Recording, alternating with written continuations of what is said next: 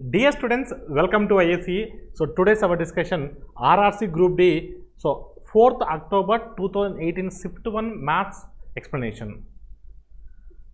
So question చూద్దాం first 4th question చూద్దాం. Numbering అనేది ఫైనల్ ఎగ్జామ్లో ఎలా అయితే వచ్చిందో ఆ నెంబర్ ప్రకారం చెప్తున్నాం. అంటే మనకు వచ్చిన పేపర్లో 4th క్వశ్చన్ మొదటగా మనకు మ్యాథ్స్ క్వశ్చన్గా వచ్చింది. So find the value of under root of 0.7. 0.7 యొక్క విలువను కనుగొనండి. ఇప్పుడు 0.9 మనం హోల్ స్క్వేర్ చేస్తే ఏమొస్తుంది 0.81 వస్తుంది. అప్రాక్సిమేట్గా 0.81 వస్తుంది. ఇంకా 0.81 కన్నా ఇంకా ఎక్కువే వస్తుంది గ్రేటర్ దాన్. మనం 0.7 కావాలి. ఇది అప్రాక్సిమేట్గా 0.6 తీసుకుంటే 0.6 హోల్ స్క్వేర్ చేస్తే ఏమొస్తుంది 0.36 వస్తుంది. అంటే ఇది కూడా మన ఆన్సర్ కాదు. ఇది కూడా ఆల్మోస్ట్ 0.9కి ఈక్వల్గా ఉంది. అంటే ఇది కూడా ఆల్మోస్ట్ మనకు 0.81 వస్తుంది. కానీ మనకు 0.7 కావాలి. 0.8 స్క్వేర్ చేస్తే 0.64 వస్తుంది. ఇంకా స్టిల్ సంథింగ్ ఉంది కాబట్టి 0.7 వచ్చేటువంటి అవకాశం ఉంది. So your answer is what option D.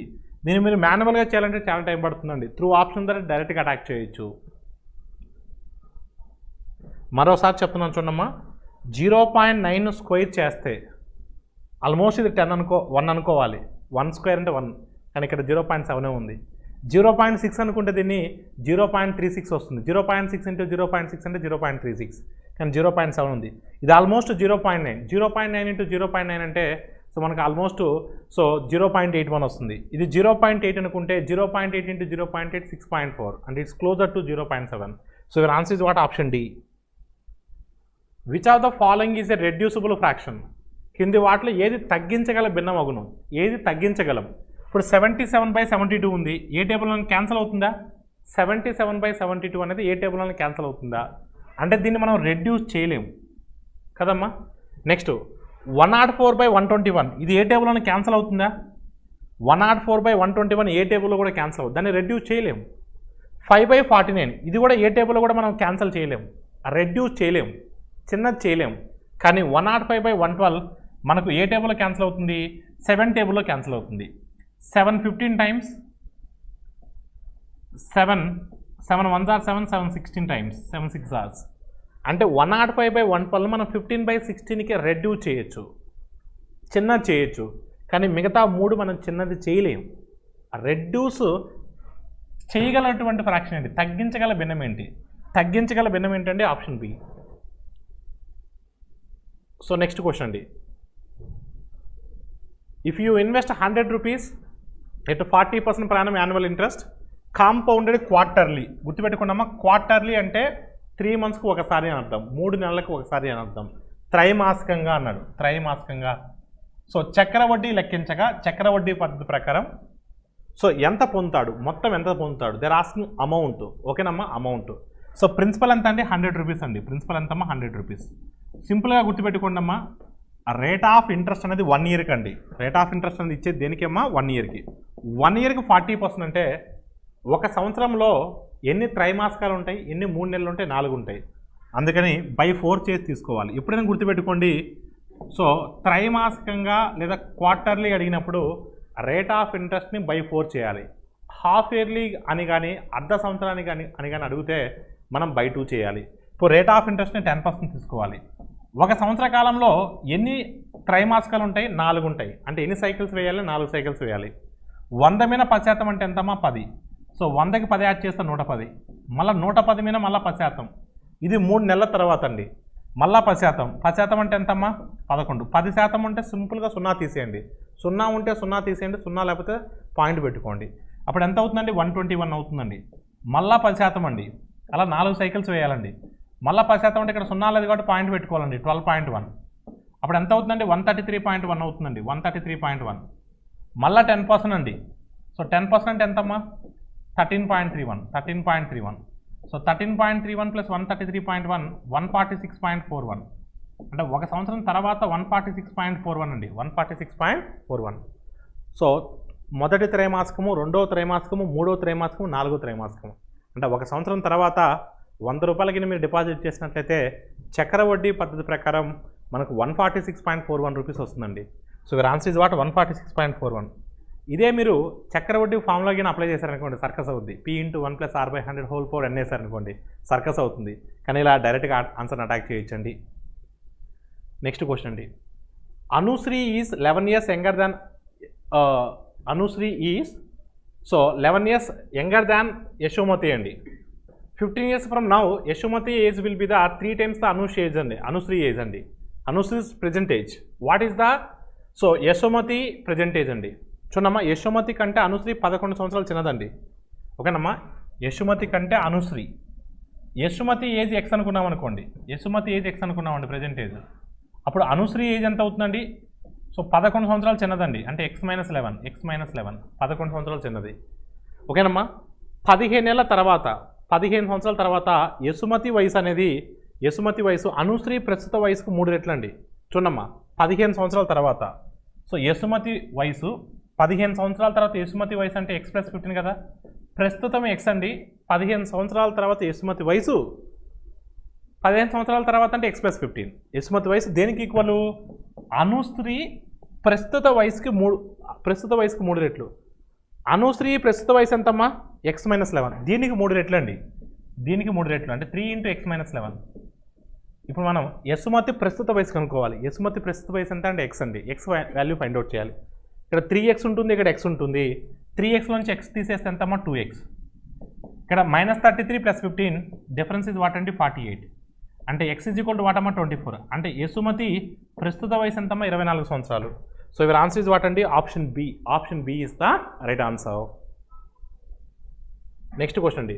The average marks obtained by Suveer in 15 tests is 29 అండి. Ruchira is maintaining an average of 27 so far but has taken only 11 of the tests so far.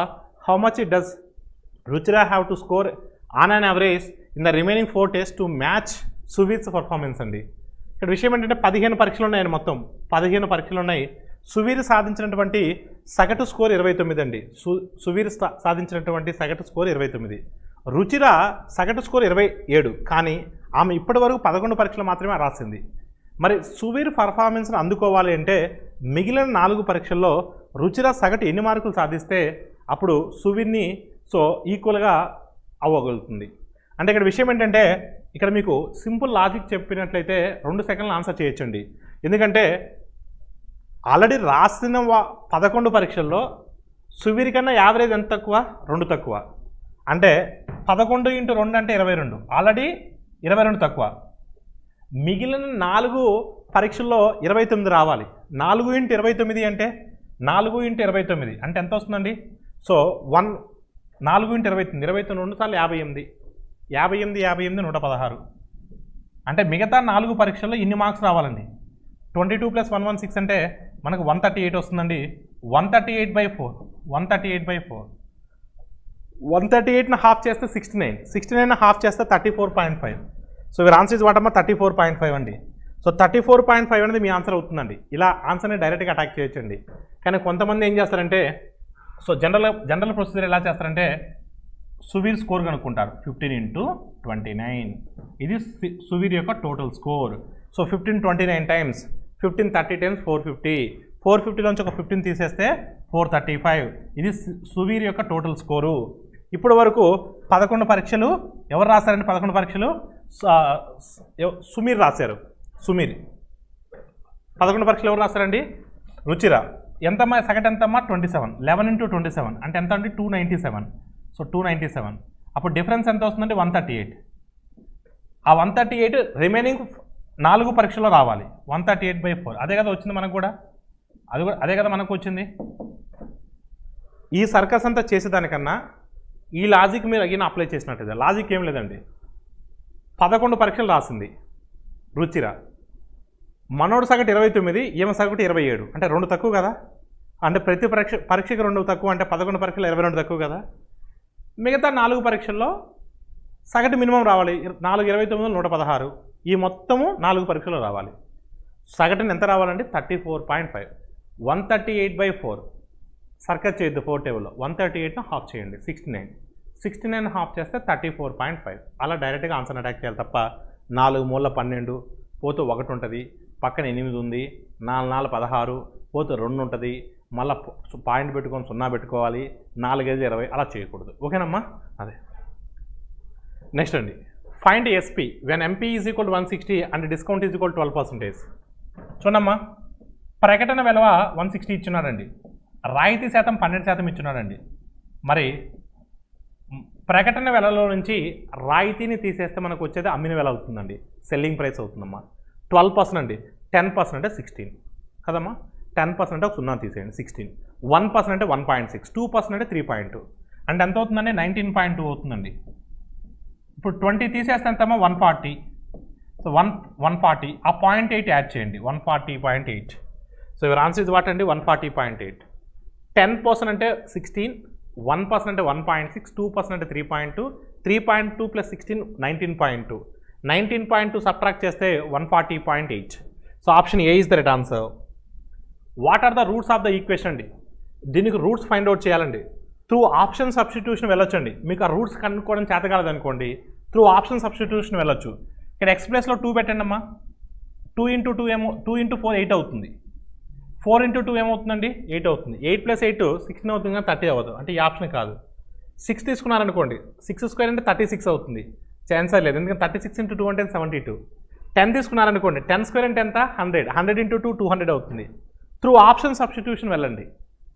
3 options fail అయ్యాయి, 4వ option మీ answer అవుతుంది, అంటే option సీనే మీ answer అవుతుంది. కానీ చూడండి 3ని play చేయండి. So 3² అంటే 9, 9 × 2 18.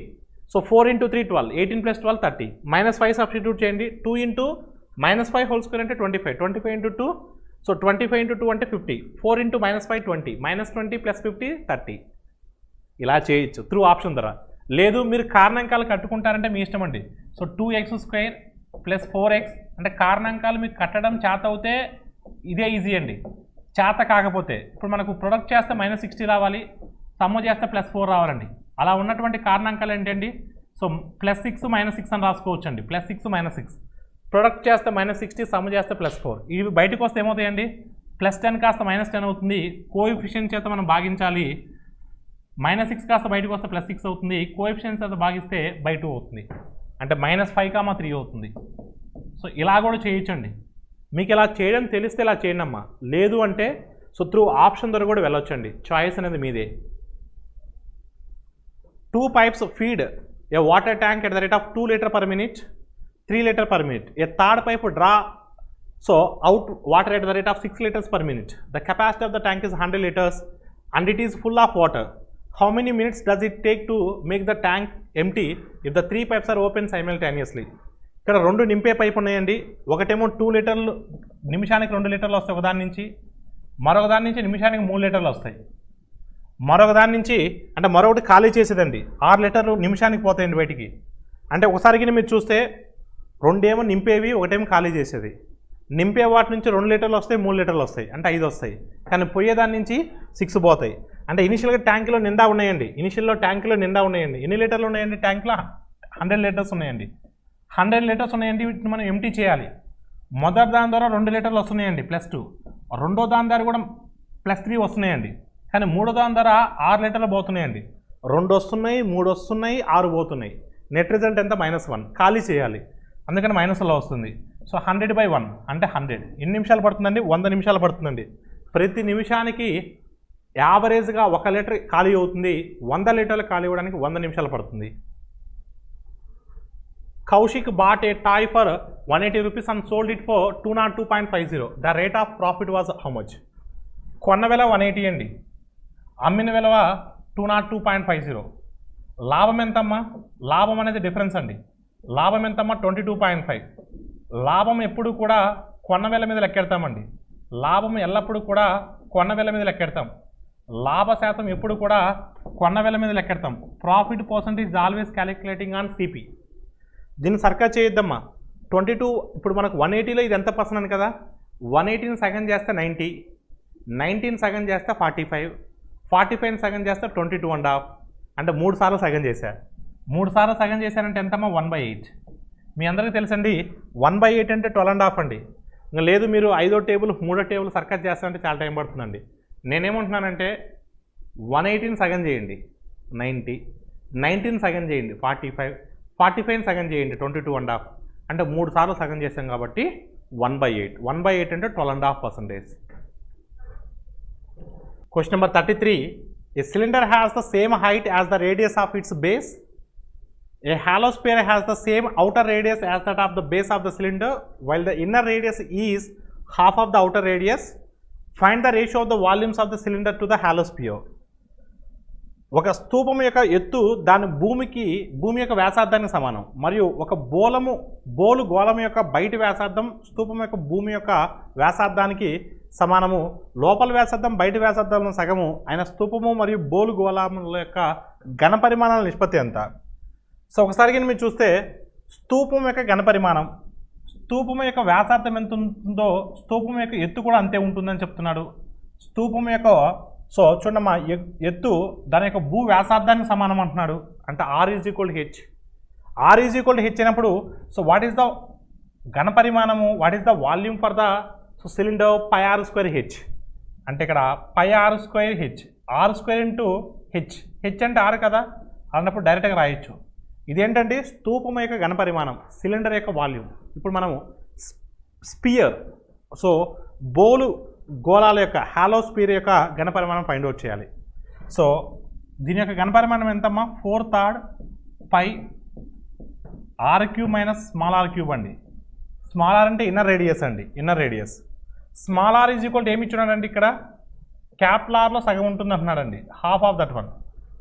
సో ఇక్కడ మనం r/2 హోల్ క్యూబ్ కింద రాసినట్లయితే 4/3 pi into R cube minus R cube by 8 అంతే కదా. అప్పుడు 8 R cube minus R cube అంటే 7 ఆర్ క్యూబ్. సో అప్పుడు 4/4 pi into 7 are cube, 7 are cube, 7 are cube by 8. So అప్పుడు 4 1s 4 2s. అప్పుడు ఎంత అవుతుందండి? Pi are cube 7/6. ఓకేనా, పై ఆర్ క్యూబ్ ఇంటూ 7/6. ఈ రెండు వ్యాసార్థాల నిష్పత్తి అండి. అప్పుడు పై ఆర్ క్యూబ్కి పై ఆర్ క్యూబ్ క్యాన్సిల్ అవుతే చూద్దాం ఇక్కడ. సో పై ఆర్ క్యూబ్ ఇది స్తూపం యొక్క ఘన పరిమాణము. నెక్స్ట్ గోళం, సో బోలు గోళం యొక్క ఘన పరిమాణము. So pi are cube into 7/6.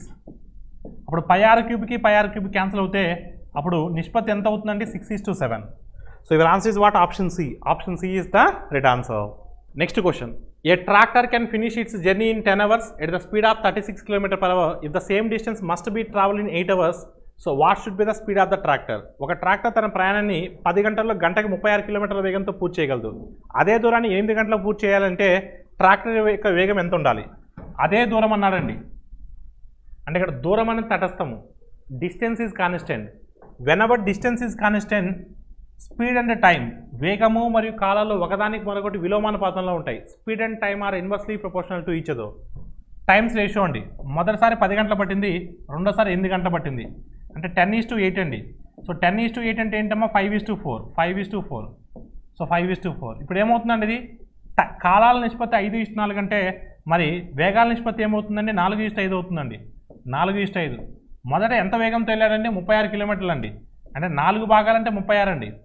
4 భాగాలంటే 36, 4 9ల 36 అండి. మరి 5 భాగాలంటే 5 × 9 ఎంత? 45. 5 × 9 ఎంత? 45. So your answer is what? 45 km/h. Option C is the right answer. Next అండి, cosecant to the power of 4θ minus cosecant square θ is equal to 1.24. So then cot to the power of 4θ plus cot square θ will be equivalent to what? ఒకసారి మీ జాగ్రత్త చూడమ్మా. దీన్ని ఎలా రాయొచ్చండి? మనం cosecant square θ అని మనం common తీయొచ్చండి. cosecant square θ అని common తీస్తే మనకి ఏం మిగులుతుందండి? cosecant square θ minus 1 మిగులుతుందండి. That will be equal to what అమ్మా? 1.24. మీ అందరికి ఒక రూల్ తెలుసండి, ట్రిగనామెట్రిక్ ఐడెంటిటీ మీ అందరికి కూడా తెలుసండి. ఏంటంటే cosecant square θ minus cot square θ is equal to 1 అండి. సో ఇది ట్రిగనామెట్రిక్ ఐడెంటిటీ అండి. అంటే ఇప్పుడు మనం ఎలా రాయొచ్చు అంటే cosecant square θ minus 1 is equal to cot square θ అని రాయొచ్చండి. cosecant square θ minus 1 is equal to ఏం రాయొచ్చమ్మా? cot square θ అని రాయొచ్చండి. సో దీన్ని బేస్ చేసుకొని ఇక్కడ మనం దీని ప్లేస్లో ఏం రాయొచ్చండి? cot square θ రాయొచ్చండి. దీని ప్లేస్లో ఏం రాయొచ్చు? cot square θ రాయొచ్చు. అంటే cosecant square θ into cot square θ is equal to what అండి? సో 1.24. ఓకేనమ్మా. ఇంకొక విషయం ఏంటంటే ఇక్కడ ఆల్ ఆఫ్ యూ, సో ఈ cosecant square θ అని ఎలా రాయొచ్చండి? cosecant square θ అని ఎలా రాయొచ్చు? ఇంకొక విధంగా ఎలా రాయొచ్చు చెప్పండి? cosecant square θ అని ఎలా రాయొచ్చు? 1 + cot square θ రాయొచ్చు కదా. 1 + cot square θ రాయొచ్చు కదా. 1 + cot square θ రాయొచ్చు కదా. ఇప్పుడు దీంట్లో 1 + cot square θ రాస్తే 1 + cot square θ రాస్తే కొసికెన్ స్క్వేర్ థీటా ప్లేస్లో 1 ప్లస్ కాట్ స్క్వేర్ థీటా రాస్తే ఇంటూ కాట్ స్క్వేర్ థీటా అండి ఈజ్ ఈక్వల్ టు వాటమ్మ 1.24 ఈజ్ ఈక్వల్ టు వాటమ్మ 1.24. So 1 into cot square theta అండి cot square theta into cot square theta cot to the power 4 theta అండి cot to the power 4 theta is equal to వాటమ్మ 1.24 is equal to వాటమ్మ 1.24. అడిగిన question కూడా ఇదే కదా, cot square theta plus cot to the power of theta వాల్యూవే కదా, అంటే యువర్ ఆన్సర్ ఇస్ వాట్ 1.24 అండి. So option A is the right answer అండి. The mean of the 5 smallest numbers from a group is 18 while the mean of all the 13 members of the group taken together is 20. What is the mean of the 8 largest members అండి? ఒక గ్రూప్లో 5 చిన్న సంఖ్యల యొక్క సగటు 18, అలాగే గ్రూప్లో అన్ని 13 సంఖ్యల యొక్క సగటు 20 అవుతుంది. అయితే 8 అతిపెద్ద సంఖ్యల యొక్క సగటు ఎంత? సో 13 సంఖ్యలు ఉన్నాయండి మొత్తం కూడా. 13 సంఖ్యల యొక్క సగటు 20 అంటే మొత్తం ఎంత అవుతుందండి? 13 × 20 అండి. అప్పుడు మొత్తం ఎంత అవుతుందమ్మా? 260 అవుతుందండి. ఆ 260లో 5 చిన్న సంఖ్యలండి, 5 చిన్న సంఖ్యలండి. వాటి సగటు ఎంతమ్మా? 18. 18 అంటే 90, 18 × 5 అంటే 90. ఇంకా మిగతాది ఎంత ఉంటుందండి? 170. ఈ 170 ఎవరు అయి ఉండాలి? మిగతా 8 పెద్ద సంఖ్యల యొక్క మొత్తం అయి ఉండాలి. సగటు అంటే 170/80, 170/8. సో 8వ టేబుల్ ఎన్నిసార్లు పోద్దామా? 8 వల్ల 16, 10 ఉంటుంది, 8 1 8 అంటే 21 పాయింట్ సంథింగ్ ఉండాలండి. కానీ 2 ఆప్షన్స్ ఉన్నాయి. సో ఇక్కడ ఒక విషయం చూస్తే కనుక మీరు 8 2 16, రిమైండర్ ఇస్ 10. సో 10/8 అంటే ఎంతమ్మా? 1.25. 10/8 అంటే ఎంత అండి? 1.25 అంటే 21.25 వస్తుందండి. So your answer is what? Option D. Option D is the right answer. So simplification question అడిగారండి. ఫస్ట్ ఓపెన్ బ్రాకెట్స్ నుంచి స్టార్ట్ చేద్దామండి. 72/9 అండి. 9 టేబుల్ ఎన్ని టైమ్స్ పోతుందమ్మా? 8 టైమ్స్ పోతుందండి. 8 × 6 అంటే 48 అండి. సో 48. 89లో 48 తీసేస్తే ఎంత వస్తుందండి? 89లో 48 తీసేస్తే 41 వస్తుందండి. ఇప్పుడు 53లో 41 తీసేస్తే ఎంత వస్తుందండి? 12 వస్తుందండి. ఇక్కడ 35లో 12 తీసేస్తే ఎంత వస్తుందండి? 23 వస్తుందండి. అంటే ఫైనల్గా మనకు 138/23 అండి. 138/23 అండి. సో 23 ఎన్ని టైమ్స్ అమ్మా? 6 టైమ్స్ అండి. 23 6 128 అండి. So 138. 26 120, 3 6 18, 18 + 120 138. So your answer is what అమ్మా? Option A. A sum of money when invested for 5 years gives 5,250 as the amount. If the simple rate of interest was 2% per annum more than what it was, the amount would have been 5,600. The original sum invested was how much? అంటే స్టార్టింగ్లో కొంత rate of interest వద్దగిన మీరు, so కొంత rate of interest వద్ద కొంత, ఒకవేళ ఒక వడ్డీ రేట్ అనేది కొంత వడ్డీ రేటు వద్ద మీరు 5 ఏళ్ళకి ఇంగిన ఇచ్చినట్లయితే 5,250 అవుతుందండి. మీరు 2% కింద ప్రీవియస్ దానికన్నా కానీ ఎక్కువ చేసి కానీ ఇచ్చినట్లయితే మీకు 5,600 అవుతుందండి. ఓకేనండి. అంటే 5,250 అయ్యేది కాస్త 5,250 అయ్యేది కాస్త 5,250 అయ్యేది కాస్త 5,600 అవుతుందంటే ఎంత ఇంక్రీజ్ అయిందండి? అమౌంట్ 350 ఇంక్రీజ్ అయిందండి. ఆ 350 దేనివల్ల ఇంక్రీజ్ అయింది? ఈ 2% వల్లే కదా. 1 ఇయర్ కంటే 2% అండి. సమ్ అనేది ఎన్ని ఇయర్స్ కమ్మా? సమ్ అనేది ఎన్ని ఇయర్స్ కంటే? 5 ఇయర్స్ కండి. 1 ఇయర్ కంటే 2% ఎక్స్ట్రా అండి. 1 ఇయర్ కంటే 2% ఎక్స్ట్రా, సమ్ అనేది 5 ఇయర్స్ కండి. అంటే మొత్తం మీద ఎంత పర్సెంట్ ఎక్స్ట్రామా? 10% అండి. ఈ 10% ఎక్స్ట్రా వల్లే కదా నీకు 350 రూపీస్ ఎక్స్ట్రా వచ్చింది. ఈ 10% ఎక్స్ట్రా వల్లే కదా మీకు 350 రూపీస్ ఎక్స్ట్రా వచ్చింది. అంటే 10% అంటే 350 అండి. 10% అంటే 350. మనకు కావాల్సింది అసలు అండి. అసలు అంటే 100%. అసలు ప్రిన్సిపల్ కావాలి. 10% 350 అయితే 100% ఎంత అవుతుందండి? 3,500 అవుతుందండి. So 3,500. So your answer is what? 3,500. So 3,500. So option D అనేది మీ ఆన్సర్ అవుతుందండి. ఆప్షన్ డి అనేది మీ ఆన్సర్ అవుతుందండి. సో క్వశ్చన్ నెంబర్ 46 అండి. Question number 46. -3, -8, -13, -18 sum of the first 10 terms అండి. మొదటి 10 విలువల మొత్తం. గుర్తుపెట్టుకున్నామా, ఈ శ్రేణి అంక శ్రేణిలో ఉందండి. కామన్ డిఫరెన్స్ చూడండి, ఎక్కడ చూసినా 5 ఉంది. ఈ శ్రేణి దేంట్లో ఉంది? అంక శ్రేణిలో ఉంది. This series is an arithmetic progression. Whenever this series is an arithmetic progression అండి, sum of the n terms is equal to n/2 into 2a + n-1 into d అండి. 2a into 2a + n-1 into d అండి. ఓకేనమ్మా? అలా clear అండి. అదే n అంటే మొత్తం ఎన్ని టర్మ్స్ అండి? 10 టర్మ్స్ అండి. 10/2. సో 2a, 2 ఇంటూ a అంటే ఎంతమ్మా? -3 మొదటి పదం. a అంటే మొదటి పదం ఫస్ట్ టర్మ్ -3 ప్లస్ n-1 అంటే 9. n అంటే 10 టర్మ్స్ కదా. d అంటే ఎంతమ్మా? కామన్ డిఫరెన్స్ అండి. సో డిఫరెన్స్ ఎంత ఉందమ్మా ఈ రెండింటి మధ్య? 5. ఇక్కడైనా 5. సో ఎంత అండి? ఒకసారి మీరు చూస్తే, సో 2 ఎన్ని టైమ్స్ అమ్మ 5 times. This is what -6, this is what -45 అంటే -51 వస్తుంది మొత్తం. -51 into 5 అంటే -255. So your answer is what అండి, option C. In a school, there is a stock of 6,190.80 kg of wheat for feeding 105 students for 22 days. After 5 days, 14 students joined the hostel.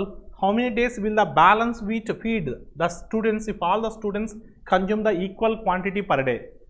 ఒక హాస్టల్లో 105 మంది విద్యార్థులు ఉన్నారండి. 22 రోజుల పాటు సరిపోయేటువంటి ఆహారం కలదు.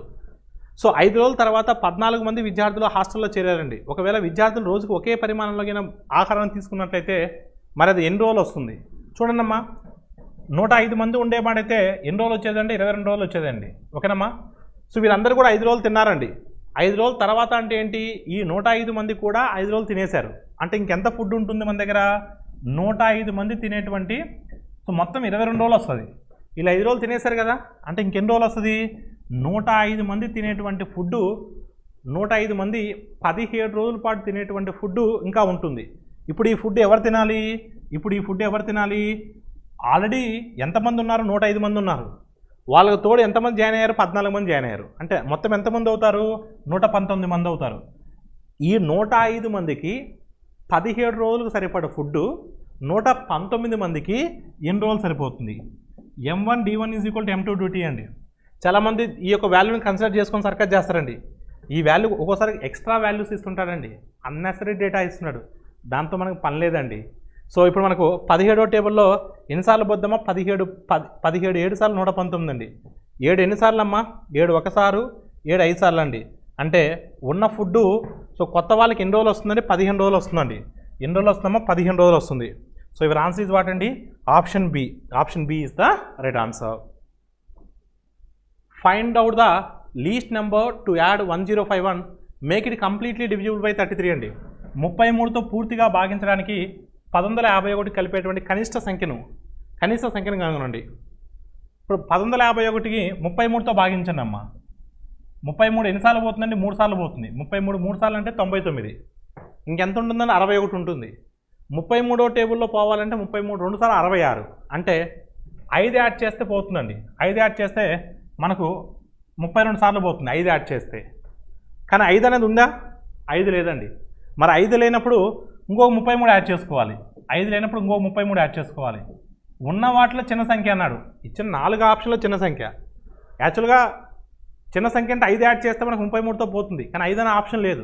5 లేదు కాబట్టి 5 తర్వాత వచ్చేటువంటి 33 మల్టిపుల్ అంటే 38. ఇప్పుడు మీరు కావాలని చెక్ చేసుకోండి. ఈ 1051కి ఈ 38కి యాడ్ చేస్తే 33తో నిశేషంగా భాగింపబడుతుంది. The sum of these 2 fractions అండి. ఈ 2 భిన్నాల మొత్తం అండి. 12కి 5 కసాగెంతమ్మా 60, 12కి 5 కసాగెంత 60. సో 12వ టేబుల్లో 5 సార్లు పోతుంది, 5 5 25.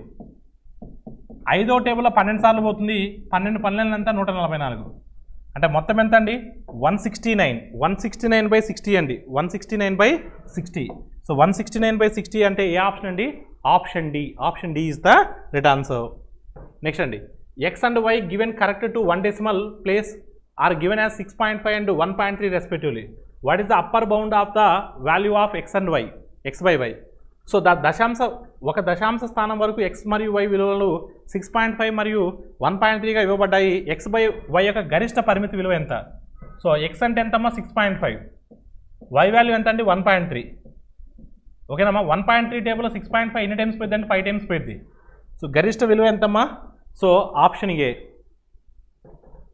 45 men can complete a piece of work in 12 days. In how many days will 36 men able to do the same piece of work? 45 మంది వ్యక్తులు ఒక పనిని 12 రోజుల్లో పూర్తి చేస్తారు. ఎన్ని రోజుల్లో 36 మంది వ్యక్తులు అదే పనిని పూర్తి చేయగలరు? మీకు చాలా క్లియర్గా చెప్పుకున్నానండి. M1 persons can do a piece of work in D1 days. M2 persons అదే పనిని D2 రోజుల్లో పూర్తి చేస్తారండి. D2 రోజుల్లో పూర్తి చేస్తారు.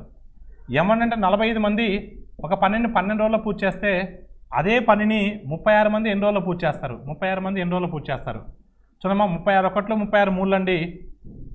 సో 12 ఒకట్లు 12 మూలమ్మా, 12 ఒకట్లు 12 మూళ్ళు. సో 3వ టేబుల్లో 45 ఎన్నిసార్లు పోద్దండి, 15 సార్లు పోయింది. So your answer is what, option D. 2 pipes x and y can fill a tank in 32 minutes and 16 minutes respectively. If both the pipes are opened simultaneously, after how much time should Y be closed so that the tank is full in 20 minutes? రెండు పైపులు X మరియు వైలు ఒక ట్యాంక్ని 32 నిమిషాలు మరియు 16 నిమిషాలు నింపుతాయి. ఒకవేళ రెండు పైపులను ఒకేసారి తెరిచినట్లయితే ఆ ట్యాంక్ 20 నిమిషాల్లో పూర్తిగా నిండిపోతుంది. నిండాలి అంటే ఎంత సమయం తర్వాత వైను మూసివేయాలి?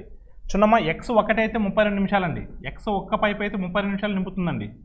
వై ఒక్క పైప్ అయితే 16 మినిట్స్లో నింపుతుందండి. ఫస్ట్ ట్యాంక్ యొక్క సామర్థ్యం కనుక్కోవాలండి. 32 16 కసాగ ఎంత అండి? 32 ఒకసార్లు 16 రెండు సార్లు అండి. అంటే ఎక్స్ యొక్క సామర్థ్యం 1 లీటరు, వై యొక్క సామర్థ్యం 2 లీటర్లు అండి.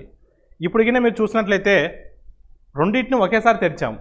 కాకపోతే ఎన్ని నిమిషాల తర్వాత వైని మూసివేస్తే, అంటే ఎక్స్ మాత్రం మొదటి నుంచి చివరి వరకు ఉన్నది కదా. మొదటి నుంచి చివరి వరకు అంటే ఎన్ని నిమిషాల పాటు ఉంది? 20 నిమిషాల పాటు ఉంది. అంటే 20 × 1 అంటే 20 నిమిషాలు, 20 × 1 అంటే 20 నిమిషాలు, అంటే 20 లీటర్లు నింపుతుంది. మొత్తం 32లో 20 లీటర్లు ఏ నింపితే, అంటే ఎక్స్ నింపితే, మిగతాది ఎవరు నింపాలి? వై నింపాలి. మిగతాది అంటే 32లో 20 పోతే ఇంకెంత ఉంటుంది? 12 ఉంటుంది. ఇది ఎక్స్ నింపింది. ఇంకా మిగతాది ఎవరు నింపాలి? వై నింపాలి. వై ఎంత నింపింది? 12 లీటర్లు నింపింది. నిమిషానికి ఎన్ని లీటర్లు నింపగలదు? వై 2 నింపగలదు. అంటే ఎన్ని నిమిషాల పాటు నింపుంటుంది? 6 నిమిషాల పాటు. అంటే 6 నిమిషాల తర్వాత వైని మూసేస్తే సరిపోతుంది కదా. 6 నిమిషాల తర్వాత వైని మూసేస్తే ఆ ట్యాంక్ అనేది 20 నిమిషాల్లో పూర్తిగా నిండిపోతుంది. ఇక్కడ మనకు పై చార్ట్ ఇచ్చున్నారండి. The following pie chart shows the expenditure of company XYZ in Q3 third quarter 2015 on various heads. ఓకేనమ్మా, వాటి యొక్క ఖర్చులు ఇచ్చున్నారండి. ఓకేనమ్మా, వాటి యొక్క ఖర్చులు ఇచ్చున్నారు, చూద్దాము. సో ఒకసారి మీరు చూస్తే దీంట్లో ఒకవేళ XYZ సంస్థ మొత్తము 100 లక్షల కోట్లని వివిధ విభాగాలపై ఖర్చు చేస్తే R&D విభాగానికి పెట్టినటువంటి ఖర్చు ఎంత? సో మొత్తం 100 కోట్లు ఖర్చు చేస్తారండి. మొత్తం 100 లక్షల కోట్లు ఖర్చు చేస్తే, మొత్తము అంటే 100% కదా. పై చార్ట్ ఎప్పుడు కూడా 100% సూచిస్తుందండి. 100 లక్షల కోట్లు అండి. 100 లక్షల కోట్లు దేనికి సమానం? 100% సమానం అండి. 100 లక్షల కోట్లు దేనికి సమానం? 100% సమానం అండి. అయితే మనకు R&D విభాగానికి, R&D విభాగం అంటే 40% కదా.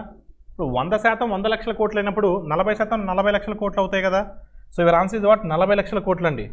సో 40 లక్షల కోట్లు. Your answer is what? 40 లక్షల కోట్లు. So option D is the right answer అండి. The HCF of, so these numbers అండి. ఎప్పుడైనా సరే ఇలా చిన్న సంఖ్యలకి HCF అడిగినప్పుడు త్రూ ఆప్షన్ ద్వారా చెప్పొచ్చు అండి. 44 టేబుల్లో 66 అనేది పోతుందా? HCF అంటే కామన్ ఫ్యాక్టర్. 44 టేబుల్లో 66 పోతుందా? పోదండి. 66 టేబుల్లో సో 66 పోతుందండి. 198 పోతుందా? పోతుందండి. కానీ 154 పోతుందా? 66 టేబుల్లో 154 పోదండి. 154 పోదండి, అందుకని తీసేసానండి.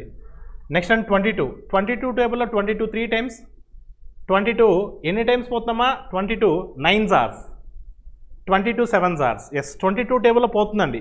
కానీ 33తో కూడా చెక్ చేయాలి. 33 టేబుల్లో సో ఒకసారి మీరు చూస్తే 33 2 టైమ్స్, 33 ఎన్ని టైమ్స్ పోతుందమ్మా? 33 6 టైమ్స్ తీసుకుంటే 180, ఎస్ 198 కూడా పోతుంది. కానీ 33 టేబుల్లో 154 క్యాన్సిల్ అవ్వదండి. 33 టేబుల్లో 154 క్యాన్సిల్ అవ్వదు. అంటే అన్ని సంఖ్యలు నిశేషంగా దేంతో భాగించబడతాయమ్మా? 22. సో 22 3 టైమ్స్, 22 9s ఆర్స్, 22 7s ఆర్స్. లేదు అనుకుంటారా మాన్యువల్ పద్ధతిగా చేయాలంటే టైం పడుతుందండి. మొదటి 2 సంఖ్యలు కనుక్కొని దాని తర్వాత 2 సంఖ్యలు కనుక్కొని సర్కస్ అవుతుందండి. సో ఇలా చిన్న సంఖ్యలు ఇచ్చినప్పుడు ఇలా త్రూ ఆప్షన్ ద్వారా అటాక్ చేయండి అమ్మా. నెక్స్ట్ అండి, సాము spent 1/4 of he's money so on books and 1/8 on food. If he is left with 40 rupees, how much did he spend on the food?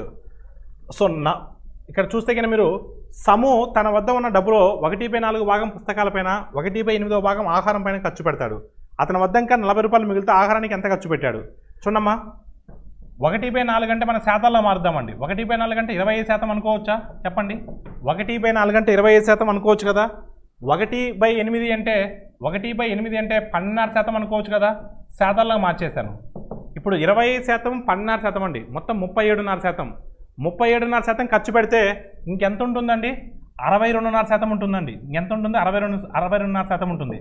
62.5% మీకు ఎలా వచ్చింది సార్ అంటే 25% పుస్తకాలపై, 12% ఆహారంపై ఖర్చు పెడితే 37.5% ఖర్చు పెడితే 100లో 37.5% ఖర్చు పెడితే ఇంకా 62.5% ఉంటుందండి. ఇంకా అతని దగ్గర రూపాయల ప్రకారం ఎంత ఉందండి? 40 రూపీస్ ఉందండి. అంటే 62.5% అంటే 40 రూపాయలండి. ఇప్పుడు మనకు కావాల్సింది ఏంటంటే అతను ఆహారం కోసం ఎంత ఖర్చు పెట్టాడు? ఆహారం కోసం ఎంత ఖర్చు పెట్టాడంటే 12.5% ఖర్చు పెట్టాడండి.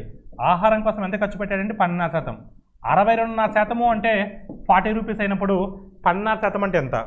12.5 టేబుల్లో క్యాన్సిల్ చేస్తున్నానండి. 12.5 ఒకసార్లు 12.5 5 టైమ్స్ అండి. 12.5 5 టైమ్స్ అంటే సో మనకు 12.5 5 టైమ్స్ అంటే 62.5 అండి. 5 టేబుల్లో 40 ఎన్ని టైమ్స్ పోతుందమ్మా? 8 టైమ్స్ పోతుందండి. సో 1 into 8 అంటే ఎంతమ్మా? So 1 into 8 is what? 8. So your answer is what అంటే option B. So option B is the right answer. Option B is the right answer అండి. Option B is the right answer. ఆహారం కోసం ఎంత ఖర్చు పెట్టారంటే so option B అనేది మీ answer అవుతుందండి. Question number 95. A fraction when taken from 1/5 so gives 112 as the answer. So what is the fraction? 1/5 నుండి ఒక భిన్నమును తీసివేయగా 1/12 వస్తుంది. అయితే ఆ భిన్నం ఏమిటి చూడమ్మా. సో 1/5 నుంచి ఒక భిన్నాన్ని తీసేసినట్లయితే ఆ భిన్నాన్ని ఎక్స్ అనుకుంటున్నాను. 1/12 అనేది ఆన్సర్ వస్తుందండి. అప్పుడు ఎక్స్ ఈజ్ ఈక్వల్ టు ఏమవుతుందండి? 1/5 - 1/12 అండి. 1/5 - 1/12 అప్పుడు ఎల్సిఎం 60 అవుతుందండి. ఎల్సిఎం 60 అవుతుంది. 5 12 times 12 1s are 12, 12 5s are 5 1s are 5 అంటే ఎంత వస్తుందమ్మా? 7/60 వస్తుందండి. 7/60 వస్తుంది. So your answer is what? Option A. Option A is the right answer.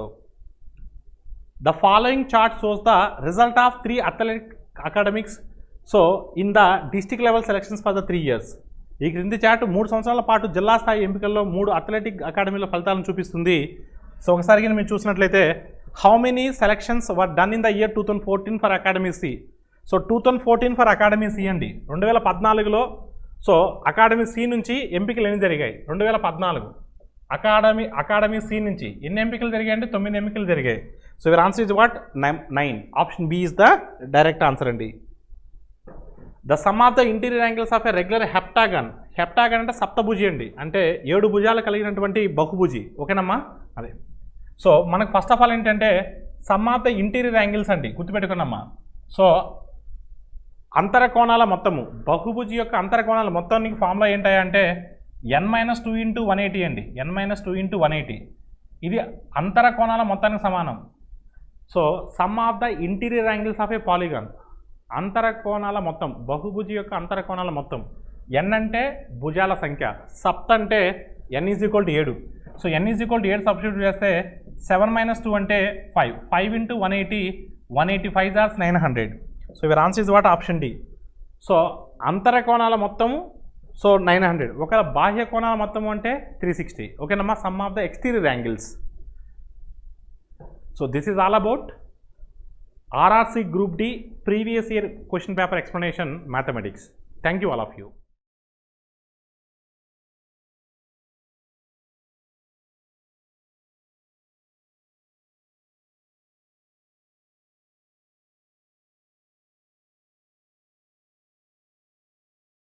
Hi dear students, welcome to IICA.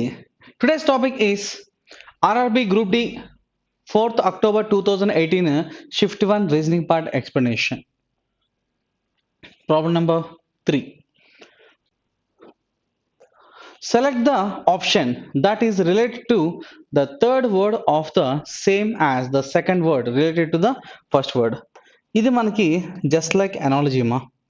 Analogy అడిగినట్టుగా ఈ ఫస్ట్ది రెండవ దానికి మధ్య రిలేషన్ కనుగొని అదే లాజిక్ని నువ్వు ఇక్కడ బయటకు అప్లై చేయాల్సి ఉంటుంది. సో ఇక్కడ వెయిట్ లైంగర్ అంటే ఆ రెండు మధ్య మనం పోలిక చూసుకోవాలి. సో ఇక్కడ తెలుగు వాడు ఇవ్వచ్చు ఇవ్వకపోవచ్చుమా. మనకి తెలుగు ఇవ్వకుండా కేవలం ఇంగ్లీష్ మాత్రమే ఇవ్వడం జరిగింది. వెయిట్ లైంగర్ అన్నాడు. ఇక్కడ వెయిట్ అంటే మనం వెయిట్ చేయించడం, అలాగే లైంగర్ కూడా సేమ్ అదే మీనింగ్ వచ్చేటువంటి వెయిట్ చేయించడం. సో ఈ రెండు కూడా సినినిమ్స్ అన్నమాట. ఈ రెండు కూడా సినినిమ్స్. అలాగే బయట అంటే కొరకడం. అదేవిధంగా KNAW అన్న కూడా చిన్న చిన్న ముక్కలుగా కట్ చేయడం అని అర్థం. సో ఇక్కడ మమ్మరింగ్ అంటే గొనగడం. హిజ్ అంటే పాము మాట్లాడుతుంది కదా, పాము అరుస్తున్నప్పుడు సిజ్ అని సౌండ్ వస్తుంది కదా, అదనమాట. సో ఇవేవి కూడా మనకి పనికిరావు. సో ఇక్కడ ఫస్ట్ ఆప్షన్ మాత్రమే మనకి సినినిమ్ అవుతుంది. అంటే ఒకటే అర్థం కలిగినటువంటి పదాలు ఇక్కడ ఇవ్వడం జరిగింది. సో వెయిట్కి లైంగర్ అయితే బయటికి GNAW నో అవుతుంది. నెక్స్ట్ మా problem number 6. If in a code truck is written as RPSAI. మా ఒక కోడ్ భాషలో మనకి TRUCK ట్రక్ని వాడు RPSAగా రాశాడంట కోడ్ లాంగ్వేజ్లో కదా. మన ఇన్ని కోడింగ్ డికోడింగ్లో మనం ఏం చెప్పుకుంటామా, మొత్తం 4 లాజిక్స్ ఉంటాయి. రూల్ నెంబర్ 1 సేమ్ లెటర్సా కాదా చూడు, సేమ్ లెటర్సా కాదు. రూల్ నెంబర్ 2 ఆపోజిట్ పేట్సా కాదా, GT గ్రాండ్ ట్రంక్ G అనేది లేదు. రూల్ నెంబర్ 3 డైరెక్ట్ కోడింగ్ తీసుకుందామా, వాడు TOOL టూల్లో O ఉంది, ఇక్కడ ఎక్కడ అసలు O లేదు, అంటే డైరెక్ట్ కోడింగ్ పనికిరాదు. So rule number 4 take the place values. మా స్థాన విలువలు తీసుకుంటే T అంటే 20, 18, 21, 3, 8, 9, 1, 19, 16 అండ్ 18. నువ్వు క్లియర్గా అబ్జర్వ్ చేసి చూడు. 20 కాస్త 18 అయింది -2, 18 16 అయింది -2, -2, -2, -2. అంటే each place value of the letter is decreased by 2. So ప్రతి అక్షరం అది -2గా చేయబడింది. అలాగే వాడు మనకు కనుగొమన్నది TOOL టూల్. ఇది 12, 15, ఇది 20, -2 కదమ్మా. సో ప్రతి దానికి కూడా మనం -2 చేసుకున్న తర్వాత అది మనకి 18, 13, 13, 10 అవుతుంది. 10th లెటర్ JMMR అంటే మన ఆన్సర్ ఏంటమ్మా RMMJ. And our answer is option C only is the right answer. Okay. 11. Pick the figure that will complete the given series. ఇచ్చిన శ్రేణిలో పూర్తి చేసే ఆకారాన్ని ఎంచుకోనండి అన్నాడు. సో ఇది మనకి జస్ట్ లైక్ అనాలజీ టైప్ అమ్మా, జాగ్రత్త చూడండి. సో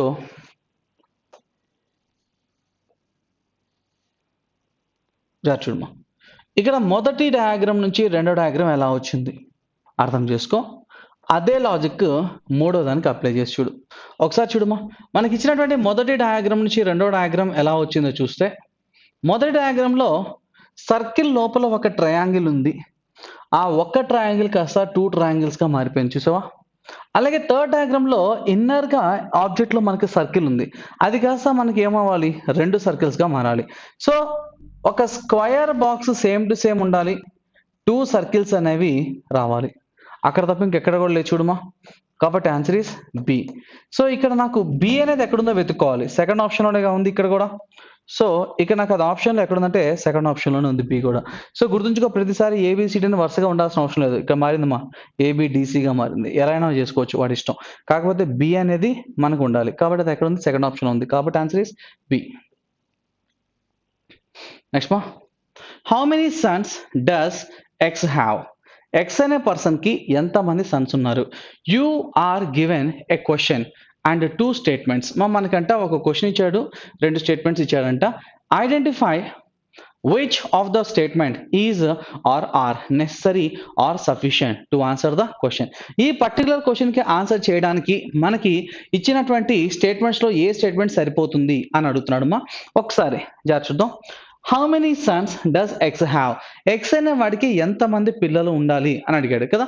మా X అనే వాడికి ఎంతమంది పిల్లలు ఉండాలని చెప్పాలంటే ముందుగా X అనే పదం గురించి మనకి డిస్కషన్ రావాలి. నువ్వు స్టేట్మెంట్ 1 చూసుకుంటే Y and Z are brothers of W. ఇక్కడ అసలు X అనే పదమే లేదు, అక్షరమే లేదు. X అనే అక్షరం లేకుండా Xకి కొడుకుల గురించి మనం ఎలా డిస్కస్ చేయగలం? కాబట్టి ఓన్లీ 1 నుంచి నాకు ఆన్సర్ రాదు. ఇది డేటా సఫిషియన్సీ మా. Number 2, the mother of Z is the wife of డబ్ల్యూస్ ఫాదర్ అన్నాడు. పోనీ రెండవ స్టేట్మెంట్లో ఏమన్నా X గురించి మాట్లాడా? లేదు. అమ్మా Xకి ఎంతమంది కొడుకులు అని చెప్పాలి అంటే ముందు X గురించి డిస్కషన్ రావాలి కదా. అసలు X ఏడు ఇక్కడ? ఫస్ట్ స్టేట్మెంట్లో X లేడు, సెకండ్ స్టేట్మెంట్లో X లేడు. X అనే వాడు అసలు ఆ వ్యక్తి ఇక్కడ లేకుండా వాడికి ఎంతమంది కొడుకులు మనం ఎలా చెప్తాం? చేయకూడదు. So which is wrong. ఇక్కడ నువ్వు ఏ ఒక్కటి కూడా ఇమాజినేషన్ చేసుకోవద్దు, వాడు ఇచ్చిన ఇన్ఫర్మేషన్ మాత్రమే నువ్వు తీసుకోవాలి. ఇక్కడ ఫస్ట్ స్టేట్మెంట్లో X లేదు, రెండో స్టేట్మెంట్లో X లేదు. అమ్మ డేటా సఫిషియన్సీ ప్రకారం రెండింటిని కలిపి చూడాల్సి ఉంటుంది. రెండింటి కలిపితే రెండింటిలో కూడా X లేదు. X అనే పర్సనే లేకుండా వాడి కొడుకుల గురించి నువ్వు నాకు చెప్పలేవు. ఆన్సర్ సమాధానం వస్తుందా? రాదు. అంటే 1 నుంచి రావడం లేదు, 2 నుంచి నాకు ఆన్సర్ రావడం లేదు. కాబట్టి neither 1 nor 2 alone is sufficient. అంటే మొదటిది రెండవది ఏది కూడా నాకు పనికిరాదు అని అర్థం. So neither nor, our answer is option B only is the right answer. కేవలం రెండవది మాత్రమే సరిపోతుంది. కాబట్టి మన క్వశ్చన్కి ఆన్సర్ ఏంటమ్మా? B, second option only is the right answer for the problem number 13. Okay, next మా ఇచ్చిన శ్రేణిలో తదుపరి చిత్రాన్ని కనుగొనండి. 14వ ప్రాబ్లం అమ్మా, తదుపరి చిత్రాన్ని కనుగొనండి అంటున్నాడు. అమ్మా నువ్వు క్లియర్గా చూస్తే ఇక్కడ మొదటి చిత్రపటంలో డయాగ్రామ్లో మనకి ఎఫ్ అనేది దాని యొక్క వాటర్ ఇమేజ్ చూడడం జరిగింది. అంటే నీటి యొక్క ప్రతిబింబం, నీటిలో ప్రతిబింబం, ఆబ్జెక్ట్ యొక్క నీటి ప్రతిబింబం. సో పైన ఎఫ్ ఉంది కదా, ఎఫ్ అనేది నీటిలో ఏ విధంగా కనిపిస్తుంది అనేది మనకి చూపించడం జరిగింది కింద. అలాగే ఎం నీటిలో డబ్ల్యూ లా కనిపిస్తుంది, అదే కదా ఇక్కడ. అలాగే ఎన్ అనేది నీటిలో మనకి ఈ విధంగా కనిపిస్తుంది, అదే కదమ్మా. సో అలాగే ఇక్కడ ఇది మిర్రర్ ఇమేజెస్ ఉన్నట్టున్నాయి తప్ప ఒకదానికి నోట్లేదు, ఒక ఎల్ మాత్రమే ఆ విధంగా ఉంది. చూసావా, ఎల్ అనేది మనకి నీటిలో ప్రతిబింబం ఈ విధంగా కనిపించాలి, అలానే ఉంది. కాబట్టి ఇక్కడ ఇచ్చినటువంటి అన్ని కూడా ఒరిజినల్ ఇమేజెస్, వాటి యొక్క నీటి యొక్క ప్రతిబింబాలు మనం కనుగొమని చెప్తున్నట్టు. సో మనకి అది ఎక్కడుందంటే డి అనే ఆప్షన్ ఉంది. జాగ్రత్త, డి అని చెప్పి 4 పెట్టకు, ఒక్కసారి ఆప్షన్స్లో వాడు ఎక్కడ ఇచ్చాడో చూడు. ఆప్షన్స్లో డి ఎక్కడుంది, మనకి 4th దాంట్లో ఉంది. కాబట్టి మన ఆన్సర్ ఏంటి మా, D only is the right answer for the problem number 14. 14వ ప్రశ్నకి సమాధానం డి. ఓకే, ప్రాబ్లం నెంబర్ 15 అమ్మా మనకు ఒక చిత్రపటం ఇవ్వడం జరిగింది. The above Venn diagram represents the students who play 3 sports M and L in the class. అమ్మా ముగ్గురు 3 స్పోర్ట్స్ ని ఆడేవాళ్ళు ఇవ్వడం జరిగింది, MLL అని. అయితే వాడు అడుగుతున్నాడు question, the total number of students who play game M is dash. మా ఎం అనే గేమ్ ని ఆడేవాళ్ళు ఎంతమంది? ఇక్కడ ఓన్లీ ఎం అన్నాడా, అన్లా, ఎం ఆడేవాళ్ళు ఎంతమంది అని అడిగాడు. ఒక విషయం చెప్తా గుర్తుపెట్టుకో, ఇక్కడ ఓన్లీ అంటే కేవలం ఎం మాత్రమే చూపించేవాళ్ళు. మా సపోజ్ ఇదే డయాగ్రామ్ మనకి కనిపించే విధంగా ఇక్కడ రాస్తున్నానమ్మా, కొంచెం మనం ఎక్స్ప్లెయిన్ చేసుకుందాం ఇక్కడ. సో 18, 9, 6, 7, 8, 41, ఇదేమో 11. మా ఇక్కడ జాగ్రత్త విను, ఇది ఎం కదా. ఎం అంటే అర్థం ఏంటంటే ఎం అనే సమితిలో ఉన్నటువంటి అందరూ అని అర్థం. ఇక్కడ 14 అనేది కేవలం ఎంకి మాత్రమే చెందినది, అంటే 11. అలాగే ఇక్కడ ఎం అనేది కేవలం ఎం మరియు ఎన్కి మాత్రమే చెందినవి. 7 అనే నెంబరు కేవలం ఎం మరియు ఎల్కి మాత్రమే చెందినవి. 6 అనేది 3 MNL మూడిటికి చెందినవి. ఇక్కడ ఎంలో ఉన్నటువంటి వ్యక్తులు ఎవరు అని అడిగితే ఎంలో ఉన్న అందరూ రావాల్సిందే. ఓన్లీ ఎం అని చెప్పినప్పుడు మాత్రమే మనకి 11 తీసుకోవాల్సి ఉంటుంది. ఓకేనా, గుర్తుంచుకో. వాడు అడిగిన క్వశ్చన్ చూద్దామా ఒకసారి.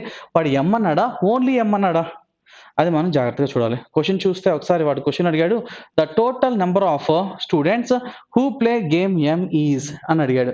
అంటే ఎం అనే గేమ్ ని ఆడుతున్న వాళ్ళు ఎంతమంది, టోటల్ నెంబర్ ఆఫ్ పీపుల్ అని అడిగాడు. అంటే ఎంలో ఉన్నటువంటి అందరూ రావాలి. ఇక్కడ ఎంలో ఎవరెవరు ఉన్నారు మా, 11, 8, 7, 6. So 7 3s are 21, 22, 32 members. So మొత్తం ఎంతమంది అంటే 32 మంది ఉన్నారు మా. ఈ 32 మంది ఎవరు, వాళ్ళు ఎం అనే గేమ్ ఆడుతున్నవారు. కాబట్టి మన ఆన్సర్ ఏంటమ్మా, C only is the right answer. So వాడు మనకు అడుగుతున్నాడమ్మా, తెలుగులో చూస్తే పైన ఉన్న రేఖా చిత్రం ఎం, ఎన్ మరియు ఎల్ 3 ఆటలను ఆడే తరగతిలోని విద్యార్థులను సూచిస్తుంది. ఓకే, ఎం ఆట ఆడుతున్న మొత్తం విద్యార్థులు ఎందరు? సో ఎం ఆట ఆడేటువంటి విద్యార్థులు అందరూ ఎంతమంది అంటే ఎంని మొత్తాన్ని కూడితే మనకు వచ్చింది 32. కాబట్టి ఆన్సర్ ఏంటి మా, C only is the right answer for the problem number 15. Find the next letter set in the given series. Next వచ్చేది ఎవరు, ఇచ్చిన శ్రేణిలో తదుపరి అక్షరాల సమూహాన్ని కనుగొనండి. మనకి ఇచ్చిన అక్షరాల ప్రకారం సి, వి, ఈ, టి, తర్వాత హెచ్, క్యూ అన్నాడు. వాట్ నెక్స్ట్, తర్వాత వచ్చేదాన్ని మనం గుర్తించాలి అంటున్నాడు మాకు కదా. సో సి అంటే 3, ఇది 5, ఇది 8. అమ్మా 3కి 2 జత చేస్తే 5 మా, 5కి 3 కలిపితే 8 మా. తర్వాత ఏమొస్తుందంటే బోల్డ్ రావచ్చు. సీక్వెన్సెస్ చూడు, 2, 3, 4 అనుకోవచ్చు, న్యాచురల్ నెంబర్స్, సహజ సంఖ్యలు. 2, 3, 5 అనుకోవచ్చు, ప్రైమ్ నెంబర్స్, ప్రధాన సంఖ్యలు. 2, 3, 2, 3 సీక్వెన్స్ లా అనుకుంటే 2, 3 అలా అనుకుంటే 2, 3 తర్వాత 2 రావాలి. అంటే మనకు మొత్తం 3 పాసిబిలిటీస్ ఉన్నాయి. 2, 3, 4, 5, 6, 7 అని చెప్పి సహజ సంఖ్యలను యాడ్ చేసుకోవడమా, 2, 3, 5, 7, 11, 13 అని చెప్పి ప్రధాన సంఖ్యలను యాడ్ చేయడమా, లేకపోతే 2, 3, 2, 3, 2, 3 అని చెప్పి సీక్వెన్స్ ని అడిషనల్ గా చేసుకుంటూ వెళ్ళడమా. ఈ మూడిట్లో ఏదైనా జరగచ్చుమా, కొంచెం జాగ్రత్తగా చూద్దాం. సో నాకు ఇక్కడ బై ద ఆప్షన్స్ ఇంపార్టెంట్. నాకు 2, 3 తర్వాత సపోజ్ సపోజ్ నేను 5 అనుకున్నాను ప్రధాన సంఖ్య అనుకున్నాను ఊరికే సరదాగా. 8 + 5 13. 13వ అక్షరం అంటే ఎం. సో మనకి ఎంతో స్టార్ట్ అయిన ఆప్షన్స్ ఉన్నాయా? లేవా? ఉన్నాయి. ఎం ఉంది. అలాగే 2, 3, 2 అనుకోని ఉంటే గనక 8 + 2 అంటే 10. అంటే 10 అంటే జే. ఇక్కడ జే ఉందా? జే లేదు. కాబట్టి ఇది నాకు 2, 3, 2, 3 సీక్వెన్స్ కాదు. కానీ ఇక్కడ ఎం ఉందిగా, ఎం ఉంది. అంటే 2, 3, 5 అయ్యే ఛాన్స్ ఉంది. అలాగే ఎందుకు అనుకోవాలి? 2, 3, 4 అనుకో భావించొచ్చుగా. 8కి 4 కలిపితే 12. 12వ అక్షరం ఎవడరా అంటే ఎల్. మరి అది కూడా లేదా? ఉంది. ఎల్ ఉంది, ఎం కూడా ఉంది. అంటే ఇప్పుడు నాకు ఆన్సర్ ఈ రెండిట్లో ఏదైనా అవ్వచ్చు. ఎం గాని, ఎల్ గాని. అంటే వాడు 5 ప్రధాన సంఖ్యను యాడ్ చేసాడా? 4 న్యాచురల్ సహజ సంఖ్యలు యాడ్ చేసాడా? నాకు తెలీదు. అది డిసైడ్ చేసేవాడు రెండో వాడు. అమ్మ వి టి క్యూ డాష్. మా వి అంటే 22వ అక్షరం, టి అంటే 20 అంటే -2. ఇది 20, ఇది 17 అంటే -3. సో 2, 3 మళ్ళీ సేమ్ అదే వచ్చింది. 2, 3 ప్రధాన సంఖ్య 5 అనుకుంటే గనక 17లో నుంచి 5 తీసేస్తే 12. అంటే 12 అంటే ఎల్. ఇక్కడ నాకు ఎం ఎల్ ఉందా? లేదు. ఎం ఎక్స్ ఉంది. కాబట్టి ఇది పనికిరాదు. క్లోజ్. సో ఇప్పుడు సహజ సంఖ్యల పరంగా తీసుకుంటే -2, -3, -4గా భావిస్తే 17లో నుంచి 4 తీసేస్తే 13. 13 అక్షరం ఎవడరా అంటే ఎం. అంటే ఎల్ ఎం. సరిపోయింది కదమ్మా. అట్లా అంటే ఇక్కడ నీకున్న ప్రతి కేసు ప్రతి పాసిబిలిటీ ఆలోచించాలి. చాలామంది అదేం కాకుండా 2, 3 కనపడగానే 4 యాడ్ చేసి డైరెక్ట్గా ఎల్ పెట్టడం, లేకపోతే 5 యాడ్ చేసి డైరెక్ట్గా ఎం పెట్టడం అలా చేస్తున్నారు. రెండో లెటర్ కూడా సరిగ్గా చూడాలి. ఇన్ని కేసెస్ ఉన్నాయి మనకి. Think as many possibilities as you have. అంతే తప్ప ఒకదాని ప్రకారం వస్తుంది తొందరపడమాక. అనవసరంగా నెట్టి మార్కులు తెచ్చుకుంటాం. ఓకే, మార్కు పోద్దు అనవసరంగా. జాగ్రత్త. Next 20th one. Find the odd figure from among the given figures. మా ఇచ్చినటువంటి 4గిట్లో ఆడ్ ఫిగర్ అంటే భిన్నమైన దాన్ని గుర్తించండి అన్నాడు. నువ్వు క్లియర్గా చూసుకుంటే ప్రతి ఆబ్జెక్ట్ లోపల సర్కిల్స్ 2 ఉన్నాయి చూడు. దీంట్లో ఒకటే ఉంది. ఇదేగా తేడాగా బిహేవ్ చేస్తుంది. డి. డి అనేది ఎక్కడుందంటే ఆప్షన్ డిలో ఉంది. కాబట్టి 20వ క్వశ్చన్కి ఆన్సర్ ఏంటంటే అంటే డి. నెక్స్ట్ మనకి 23వది. Choose the mirror image of the figure following. అమ్మా ఈ బొమ్మకి మిర్రర్ ఇమేజ్ అడిగాడు మనకి కదా. సో మిర్రర్ ఇమేజ్ అడిగాడు కదా. సో ఇక్కడ ఒక సర్కిల్, ఇక్కడ ఒక సర్కిల్. ఇదేమో సర్కిల్ డాటెడ్ అయింది. సో మిర్రర్ ఇమేజ్ అడిగాడు కదా. ఇది ఇలా కంటిన్యూ అవుతుంది. ఇక్కడ మనకి షేడ్ పార్ట్ వేసినటువంటి సర్కిల్ రావాలి. ఇలానే ఉండాలి. ఉందా? ఎస్. ఉందా? లేతి. ఉందా? లేతి. ఉందా? ఉంది. పైన నార్మల్ ఉండాలి, షేడ్ అవ్వకూడదు. ఇక్కడ షేడ్ ఏంది? Answer is option B. Second option only is the right answer for the problem number 23. 26. Okay, 26. 4 words have been given below of which 3 are alike in same way and 1 is different. వాడు ఇచ్చినటువంటి 4 పదాల్లో 4ట్లో 3 ఒకేలా ఉన్నాయంట, ఒకటి మాత్రం డిఫరెంట్గా behave చేస్తున్నాడు. అంటే ఆడ్ వన్ అవుట్ కనుక్కోమని. Choose the odd one out. వాటిలో డిఫరెంట్గా ఉండదని గుర్తించండి అన్నాడు. ISM Dhanbad, Central Bureau of Investigation, NIT Warangal, అలాగే బిహెచ్యు భువనేశ్వర్ యూనివర్సిటీ ఇదంతా. సో వారణాసి. ఇవన్నీ కూడా భువనేశ్వర్ కాదు, ఏదో పేరుంది దానికి. ఇవన్నీ కూడా చదువుకు సంబంధించింది, ఒక్క సిబిఐ తప్ప మిగతా ఇన్వెస్టిగేషన్స్ అన్ని ఎడ్యుకేషన్ సంబంధించినవి ఇవన్నీ కూడా. So answer is option B. Second option only is the right answer. క్రింద ఇచ్చిన 4 పదాలలో 3 ఏదో ఒక విధంగా సమానంగా ఉన్నాయి మరియు ఒకటి భిన్నంగా ఉంటుంది. దాన్ని నువ్వు గుర్తించాలి. భిన్నంగా అంటే డిఫరెంట్గా ఉండదని గుర్తించాల్సి ఉంటుంది. కాబట్టి మన ఆన్సర్ ఏంటమ్మా? B. Second option only is the right answer. Next so 27. Choose the correct picture that fits the blank space. అక్కడ బ్లాంక్ స్పేస్లో కరెక్ట్గా ఫిట్ అయ్యేదాన్ని నువ్వు గుర్తించాలి అంటున్నాడు. జాగ్రత్తగా చూడు. ఇవన్నీ కూడా క్రాస్ని కట్ చేస్తున్నాయి చూడు. ఈ విధంగా క్రాస్ కట్ చేస్తున్నాయి. ఈ 3 వర్టికల్గా సేమ్ టు సేమ్ ఉన్నాయి. ఆ తర్వాత ఇవి చూడమా, నార్త్ సౌత్ని చూస్తున్నట్టుగా ఉన్నలా, నార్త్ సౌత్ని చూస్తున్నట్టు ఉన్నాయి. ఈ 3 ఒకలా ఉన్నాయి. ఇది మొత్తం కూడా ఎలా ఉన్నాయి చూడు. చుట్టుపక్కల సర్కిల్స్ని కలిగి ఉన్నాయి. ఆబ్జెక్ట్స్కి చుట్టుపక్కల సర్కిల్స్ కలిగి ఉన్నాయి. ఇవన్నీ స్ట్రైట్ లైన్ సంబంధించినవి, ఇవన్నీ కూడా రాంబస్కి సంబంధించినవి, అలాగే ఇవన్నీ కూడా ఈ క్రాస్ సంబంధించినటువంటివి.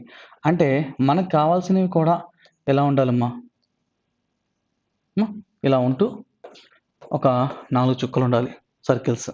సో, ఆ విధంగా ఉన్న ఆప్షన్ సెకండ్ ఆప్షన్ ఒకటేగా ఉంది. ఇంకేవి కూడా అలా లేవు చూడు. ఆ 4 చుక్కలు చుట్టుపక్కల ఉన్నాయి చూడు బయటగా ఉండాలి. బయటనే ఉండాలి.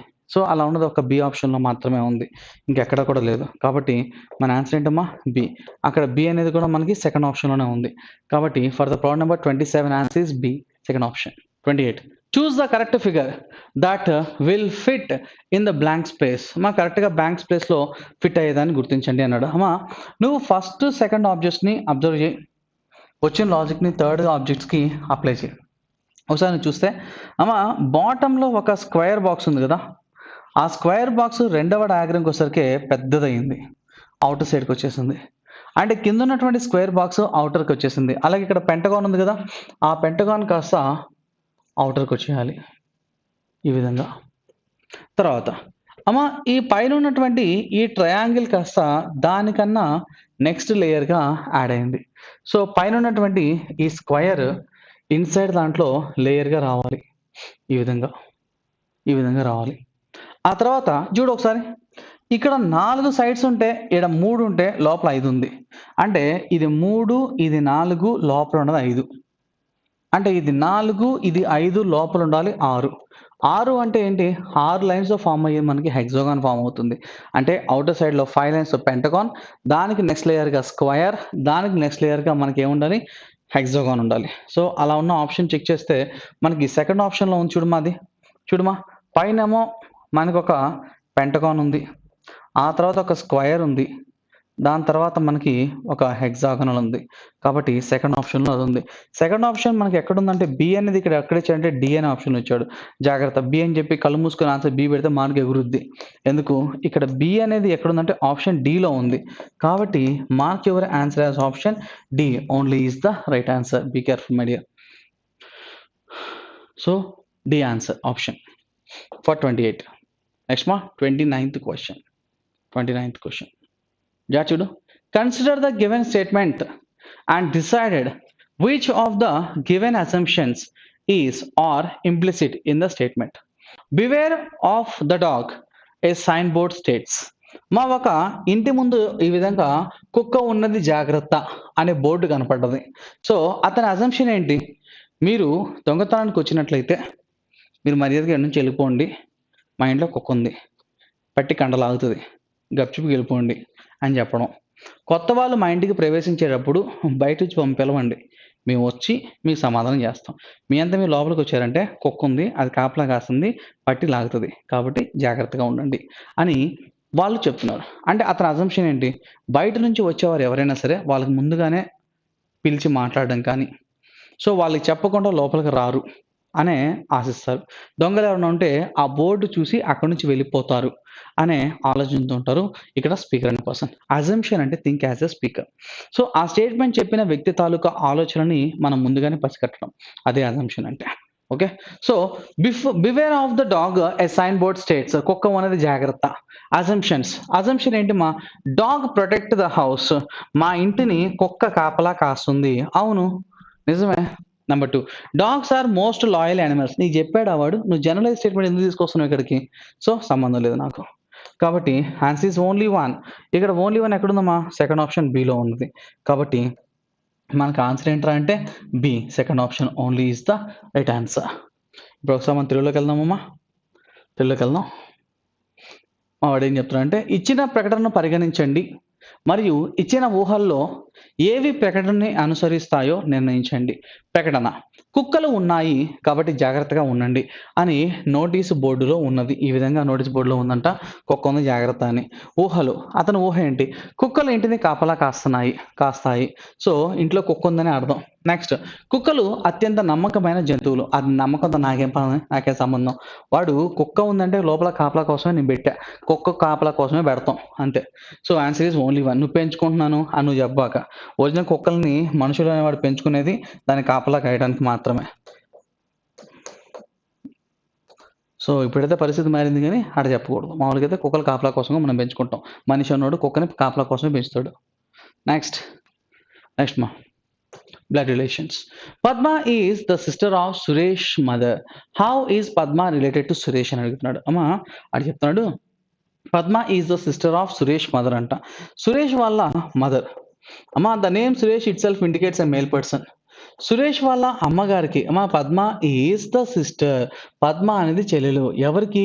Of Suresh mother. సురేష్ వాళ్ళ అమ్మగారికి సిస్టరే పద్మ అని అర్థం అనమాట. ఓకేనా? సో సురేష్ వాళ్ళ మదర్కి సిస్టరే పద్మ. అంటే పద్మ ఎవరు? సురేష్ వాళ్ళ అమ్మ చెల్లెలు అంటే పిన్ని లేదా పెద్దమ్మ. How Padma is related to Suresh. సురేష్కి పద్మ ఏమవుతారు? వాళ్ళ అమ్మ వాళ్ళ సిస్టర్, ఆంట్. గట్టిగా మాట్లాడితే మ్యాటర్నల్ ఆంట్. సో వాడు ఆప్షన్లు ఏమి ఇచ్చాడు? ఆంట్ ఇచ్చాడు కాబట్టి ఆంట్ ఈజ్ ఎనఫ్. ఓకే, తెలుగులో మాట్లాడుకుందమ్మా. సురేష్ తల్లి యొక్క సోదరి పద్మ. సురేష్ అనే వ్యక్తి ఉన్నారమ్మా, వాళ్ళ యొక్క తల్లికి సోదరిగా ఉన్నారు Padma. So Padma female person కదమ్మా, మైనస్. అయితే సోదరి అని అడిగాడు, ఫీమేలే. పద్మ సురేష్కి ఏమవుతుంది అంటే సురేష్కి కాబట్టి సురేష్ నుంచి పద్మ అని చూడాలి. ఎవరు? My mother's sister is my aunt. Aunt అంటే ఇక్కడ ఏంటమ్మా? పిన్ని లేదా పెద్దమ్మ తెలుగులో. కాబట్టి answer is D only is the right answer. Next మా ఒక ప్రకటన ఈ విధంగా ఇస్తున్నాడమ్మా. ఏమి ఇస్తున్నాడు చూద్దాం. A statement is followed by two arguments. Decide which of the following is or are strong with respect to the statement. మా వాడు నీకు స్టేట్మెంట్ ఇచ్చాడు, దాని ప్రకారం స్ట్రాంగ్ ఆర్గ్యుమెంట్ని నువ్వు చెప్పాలన్నాడు. There is more wastage of water due to water purifiers. మా వాటర్ ప్యూరిఫైయర్స్ వల్ల ఎక్కువగా నీరు వృధా అవుతుంది అని చెప్తున్నారు. ఆ మాటను మనం ఆర్గ్యూ చేయాలి ఇప్పుడు. సో ఆర్గ్యూ అంటే ఇక్కడ రెండు రకాల ఆర్గ్యుమెంట్స్ ఉంటాయమ్మా ప్రతిసారి కూడా. దాన్ని సమర్థించే వాళ్ళు ఉంటారు, దాన్ని వ్యతిరేకించే వాళ్ళు కూడా ఉంటారు. ఆర్గ్యుమెంట్స్లో సమర్థించే వాళ్ళు ఉంటారు, వ్యతిరేకించే వాళ్ళు ఉంటారు. నువ్వు సమర్థిస్తున్నావు కాబట్టి ప్రతి ఒక్కరు సమర్థించాలి అని లేదు, నువ్వు వ్యతిరేకిస్తున్నావు కాబట్టి ప్రతి ఒక్కరు వ్యతిరేకించాలి అని లేదు. సో ఇన్ దిస్ వరల్డ్ ప్రతి ఒక్కరు కూడా ఒక విషయాన్ని సమర్థించాలనేది లేదమ్మా, ప్రతి ఒక్కరు ఒక విషయాన్ని వ్యతిరేకించాలని లేదమ్మా. సో దాన్ని సమర్థించే వాళ్ళు సమర్థిస్తారు, వ్యతిరేకించే వాళ్ళు వ్యతిరేకిస్తారు. అయితే ఇక్కడ నువ్వు న్యూట్రల్గా ఉండి ఇది సమాజానికి మనకి బాగుపడేలాగా ఉంటుంది అనుకుంటే మనం దాన్ని సమర్థించాలి. దీనివల్ల సమాజం చెడిపోతుంది, పాడైపోతుంది అనుకుంటే కదా దాన్ని మనం పూర్తిగా వ్యతిరేకించాల్సి ఉంటుంది. ఓకేనా? కానీ ఆర్గ్యుమెంట్స్ అనేవి రెండు రకాల ఆర్గ్యుమెంట్స్ ఉంటాయి, అది మాత్రం గుర్తుపెట్టుకో. అల్టిమేట్గా సమాజం బాగుండాలి, దానికోసం మనం ఏం చేయాలనేది చూసుకోవాలి. So there is more wastage of water due to water purifiers. కరెక్టే కదా? వాటర్ ప్యూరిఫైయర్స్ మన ఇంట్లో పెట్టుకునే చూసుకుంటే కనుక వాటిలో ఉప్పు నీటిని కూడా అవి మంచినీటిలో మారుస్తాయి. కానీ ఒక బిందె రావంటే కనీసం 4-5 బిందెలు నీళ్ళు ఊరికే అవి ఉప్పగా అయిపోయి మనకి దేనికి పనికి రాకుండా అవి షింకులో పడి పోతూ ఉంటాయి. అంటే ఒక బిందె నీళ్ళ కోసం 5 బిందెల నీళ్ళు నువ్వు వాటర్ని వేస్ట్ చేస్తున్నావు. అంటే ఇదంత పెద్ద నేరం. అంటే నీటిని వృధాగా నువ్వు పడపోస్తున్నావు. అంటే దీనివల్ల చాలా పెద్ద ప్రాబ్లం ఉంది. అదే వాడు చెప్తున్నాడు, there is more wastage of water due to water purifiers arguments. నువ్వు దీన్ని వ్యతిరేకిస్తావా, సమర్థిస్తావా? సమర్థిస్తే ఎలా సమర్థిస్తావు, వ్యతిరేకిస్తే ఎలా వ్యతిరేకిస్తావు అని నువ్వు చెప్పాలి. ఆర్గ్యుమెంట్ ఎస్, అవును నేను తనతో ఏకీభవిస్తున్నాను. Household should adopt ways to reuse the excess water produced from the filters so that it can be given back to the lands. So అవును, వాటర్ ప్యూరిఫైర్స్ వల్ల చాలా వేస్టేజ్ అనేది ఎక్కువగా ఉంది. కానీ దీన్ని ఓవర్కమ్ చేయడానికి మనం ఏం చేయొచ్చు అంటే, సో ఆ వృధాగా పడిపోయినటువంటి ఈ నీరు ఏదైతే ఉందో వీటిని మనం షింక్లో పోయి కాలలో పోనీయకుండా వాటి కనుక మనం మొత్తం భూగర్భ జలాల్లో కనుక కలిసే విధంగా చేయగలిగితే ఆ నీరు మళ్ళీ భూమి లోపల వడగట్టుకుంటే మంచినీళ్ళుగా తయారవుతాయి. సో అది మన పల్లాల్లో ఉండే వాళ్ళకి యూజ్ అవుతుంది. పల్లం అంటే మనం ఎత్తులో ఉన్నాం అనుకో, పల్లం అంటే కింద అనమాట. సో ఇప్పుడు ఎక్కడైనా సరే మనం భూగర్భ జలంలో నీరు అనేది ఒక ప్రాంతం నుంచి మరొక ప్రాంతానికి భూమి లోపల అలా వెళ్ళిపోతూ ఉంటుంది అనమాట. మనం నీటిని కాళ్ళలో పోసి ఆ కాళ్ళలో నుంచి మురికి నుంచి సముద్రంలో కలిసేదానికంటే కూడా నువ్వు ఇంకుడు గుంతల ద్వారా భూమిలోకి వేయగలిగితే ఆ నీరు అనేది మిగతా పల్లంలో ఉన్న వారికి యూజ్ అవుతుంది కదా అనేది వాడి యొక్క అభిప్రాయం. ఎస్, దీన్ని మనం స్వాగతించవచ్చు. Next number 2, no it enters the sewage system and automatically goes back అంటున్నాడు. సో ఇది తప్పు. So answer is only 1. Option is A. ఒకసారి తెలుగులో కూడా చూద్దామా, మనం తెలుగులో ఎక్స్ప్లెయిన్ చేసుకుందాం. వాటర్ ప్యూరిఫైయర్ల కారణంగా నీరు మరింత దుర్వినియోగం అవుతుంది. అవును, ఇళ్లలో నుంచి విడుదలయ్యే అదనపు నీటిని తిరిగి భూమిలోకి వెళ్ళేలా తగిన చర్యలు తీసుకోవాలి. అవును, ఎస్ కరెక్టే. అవును అలా జరుగుతుంది. మనం దీన్ని ఏకీభవిస్తున్నాడు. కానీ అలా జరగకుండా మనం ఇలా చేయాలని చెప్తున్నాడు. తర్వాత లేదు ఆ నీరు మురుగునీటి వ్యవస్థలోకి ప్రవేశిస్తుంది మరియు స్వయం చాలకంగా తిరిగి నీటిపారుదల వలయంలోకి వెళ్ళిపోతుంది. తప్పమ్మా. కాలువలో నుంచి అవి మురికి నీరు మొత్తం కూడా సముద్రంలోకి కలుస్తది. అంతే తప్ప తిరిగి మన దాకా రావు. కాబట్టి ఇది తప్పు. Answer is only 1. ఆప్షన్ ఎక్కడుందో చూసుకో. ఓన్లీ 1 ఎక్కడుంది మనకి? కేవలం ఒకటవ దాంట్లో మాత్రమే ఉన్నది. కాబట్టి answer is option A. Only is the right answer for the problem number 52. Next one, 56. So consider the given statements and decide which of the following given assumptions is implicit in the statement. Ma statement చెప్తున్నాడు. Organizations that follow certain business ethics have better chances of survival compared to those whose only goal is to earn profits. మా ఇక్కడ వ్యవస్థలు అనేవి 2 రకాలు ఉంటాయి మా. ఒకటి ప్రాఫిట్సే లక్ష్యంగా పనిచేసే వ్యవస్థలు కొన్ని ఉంటాయి. ప్రాఫిట్స్ కాకుండా ఎథిక్స్‌తో నడిచేవి కొన్ని ఉంటాయి. రతన్ టాటా గారు చూసుకుంటే ఆయనది ఎథిక్స్‌తో సంబంధించినవి. ఎంప్లాయీస్‌ని బాగా చూసుకోవాలి. దేశంలో నిరుద్యోగుల్ని మనం తక్కువ చేయాలి. వాళ్ళకి ఉద్యోగాలు కల్పించాలి అనే మోటోతో కొన్ని ఎథిక్స్‌తో ఉన్నవి టాటా గ్రూప్స్. అలాగే కొన్ని ఆర్గనైజేషన్స్ ఉంటాయి. నేమ్స్ వద్దు, సమ్ ఎక్స్. సో ఇవి ఎలా ఉంటాయంటే కేవలం ధనార్జనే, లాభాలు మాత్రమే మాకు కావాలి. మిగతా వాళ్ళు ఎట్టా చచ్చిపోయినా మాకు సంబంధంలా. సో కరోనా వస్తే ఎంప్లాయీస్ మొత్తం తీసేస్తాం. సో ఇలాంటి ఆర్గనైజేషన్స్ కొన్ని ఉన్నాయి.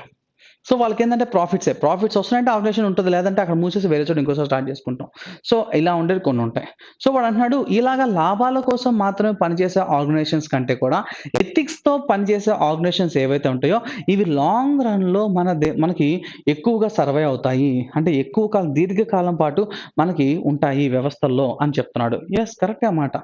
Yes, organizations that follow certain business ethics have better chances of survival and compared to those whose only goal is to earn profits. Profit మాత్రమే ఆశించే వాళ్ళకంటే కూడా ఈ విధంగా ఎథిక్స్ ఆశించే వాళ్ళు ఎక్కువ కాలం దీర్ఘకాలం పాటు ఉంటారు అని చెప్తున్నాడు. అజంప్షన్స్ నెంబర్ 1 వాళ్ళ ఉద్దేశం ప్రకారం ఏంటో చూద్దాం. A written code of ethics to let the employees know the do's and don'ts of an organizations is important. అది చెప్తున్నాడు. సో ఎథిక్స్ ని ఎక్కువ కాలం మనం అది ఆర్గనైజేషన్స్‌లో కావచ్చు, ఎంప్లాయీస్‌లో కావచ్చు ఎథిక్స్‌ని మనం నింపాలనుకుంటే కొంతమంది ఆర్గనైజేషన్స్‌లో వచ్చామా, పని చేసామా, డబ్బులు తీసుకున్నామా, వెళ్ళిపోయామా అలాగే ఉంటారు. సో రూ. 1 ఎక్కువ ఇస్తే ఎక్కువ టైం ఉంటాను. ఇలా ఉండేవాళ్ళు కొంతమంది ఉంటారు. సో డబ్బు కోసం మాత్రమే చూసేటోళ్ళు కొంతమంది ఉంటారు. అలా కాకుండా వ్యవస్థ డెవలప్ అయితే ఆటోమేటిక్‌గా మనం డెవలప్ అవుతాం అని చూసేవాళ్ళు కొంతమంది ఉంటారు. సో వీళ్ళ కోసం కొన్ని రూల్స్ అనేవి మనం ఫ్రేమ్ చేయాలి. డూస్ అండ్ డోస్ అని అంటే ఏం చేయాలి, ఏం చేయకూడదు, కొన్ని ఎథిక్స్ ఫాలో అయ్యేటప్పుడు అలాంటివన్నీ రాసి పెట్టాలి అని చెప్తున్నాడు. The written code of ethics to let the employees know the do's and don'ts of an organization is important. Yes అలాగే organization should focus on training employees on code of ethics. Ethics మీద మన యొక్క ఆర్గనైజేషన్లో ఉన్నటువంటి ఎంప్లాయీస్కి శిక్షణ ఇవ్వాల్సి ఉంటుంది. ఎస్ ఇవి రెండు కూడా చేయాలి. ఎందుకంటే అతను చెప్తున్నాడు మన లాంగ్ రన్ లో సర్వే అవ్వాలి అంటే ఎథిక్స్ ని నమ్ముకోవాలి. ఎథిక్స్ ని నమ్ముకోవాలంటే ఇక్కడ నేనేం చేయాలి, ఎంప్లాయీస్ కి అందరికీ అన్ని తెలియాల్సిన అవసరం ఉండదు. సో వాళ్ళకి మనం తెలియజేయడానికి కొన్ని డూస్ అండ్ డోస్ అని చెప్పేసి మనం కొన్ని రూల్స్ ఫ్రేమ్ చేయాలి. At the same time organisations లో ఎంప్లాయీస్ కి ట్రైనింగ్ అనేది ఇవ్వాలి. సో ఎథిక్స్ మీద వాళ్ళకి కొన్ని శిక్షణ తరగతులు నిర్వహించాలని చెప్తున్నాడు. ఎస్ రెండు కరెక్టే. కాబట్టి బోత్ కంక్లూజన్ 1 and 2 ఫాలోస్. కాబట్టి answer is option A. Only is the right answer for the problem number 56. తెలుగులో చదువుదామా. ప్రకటన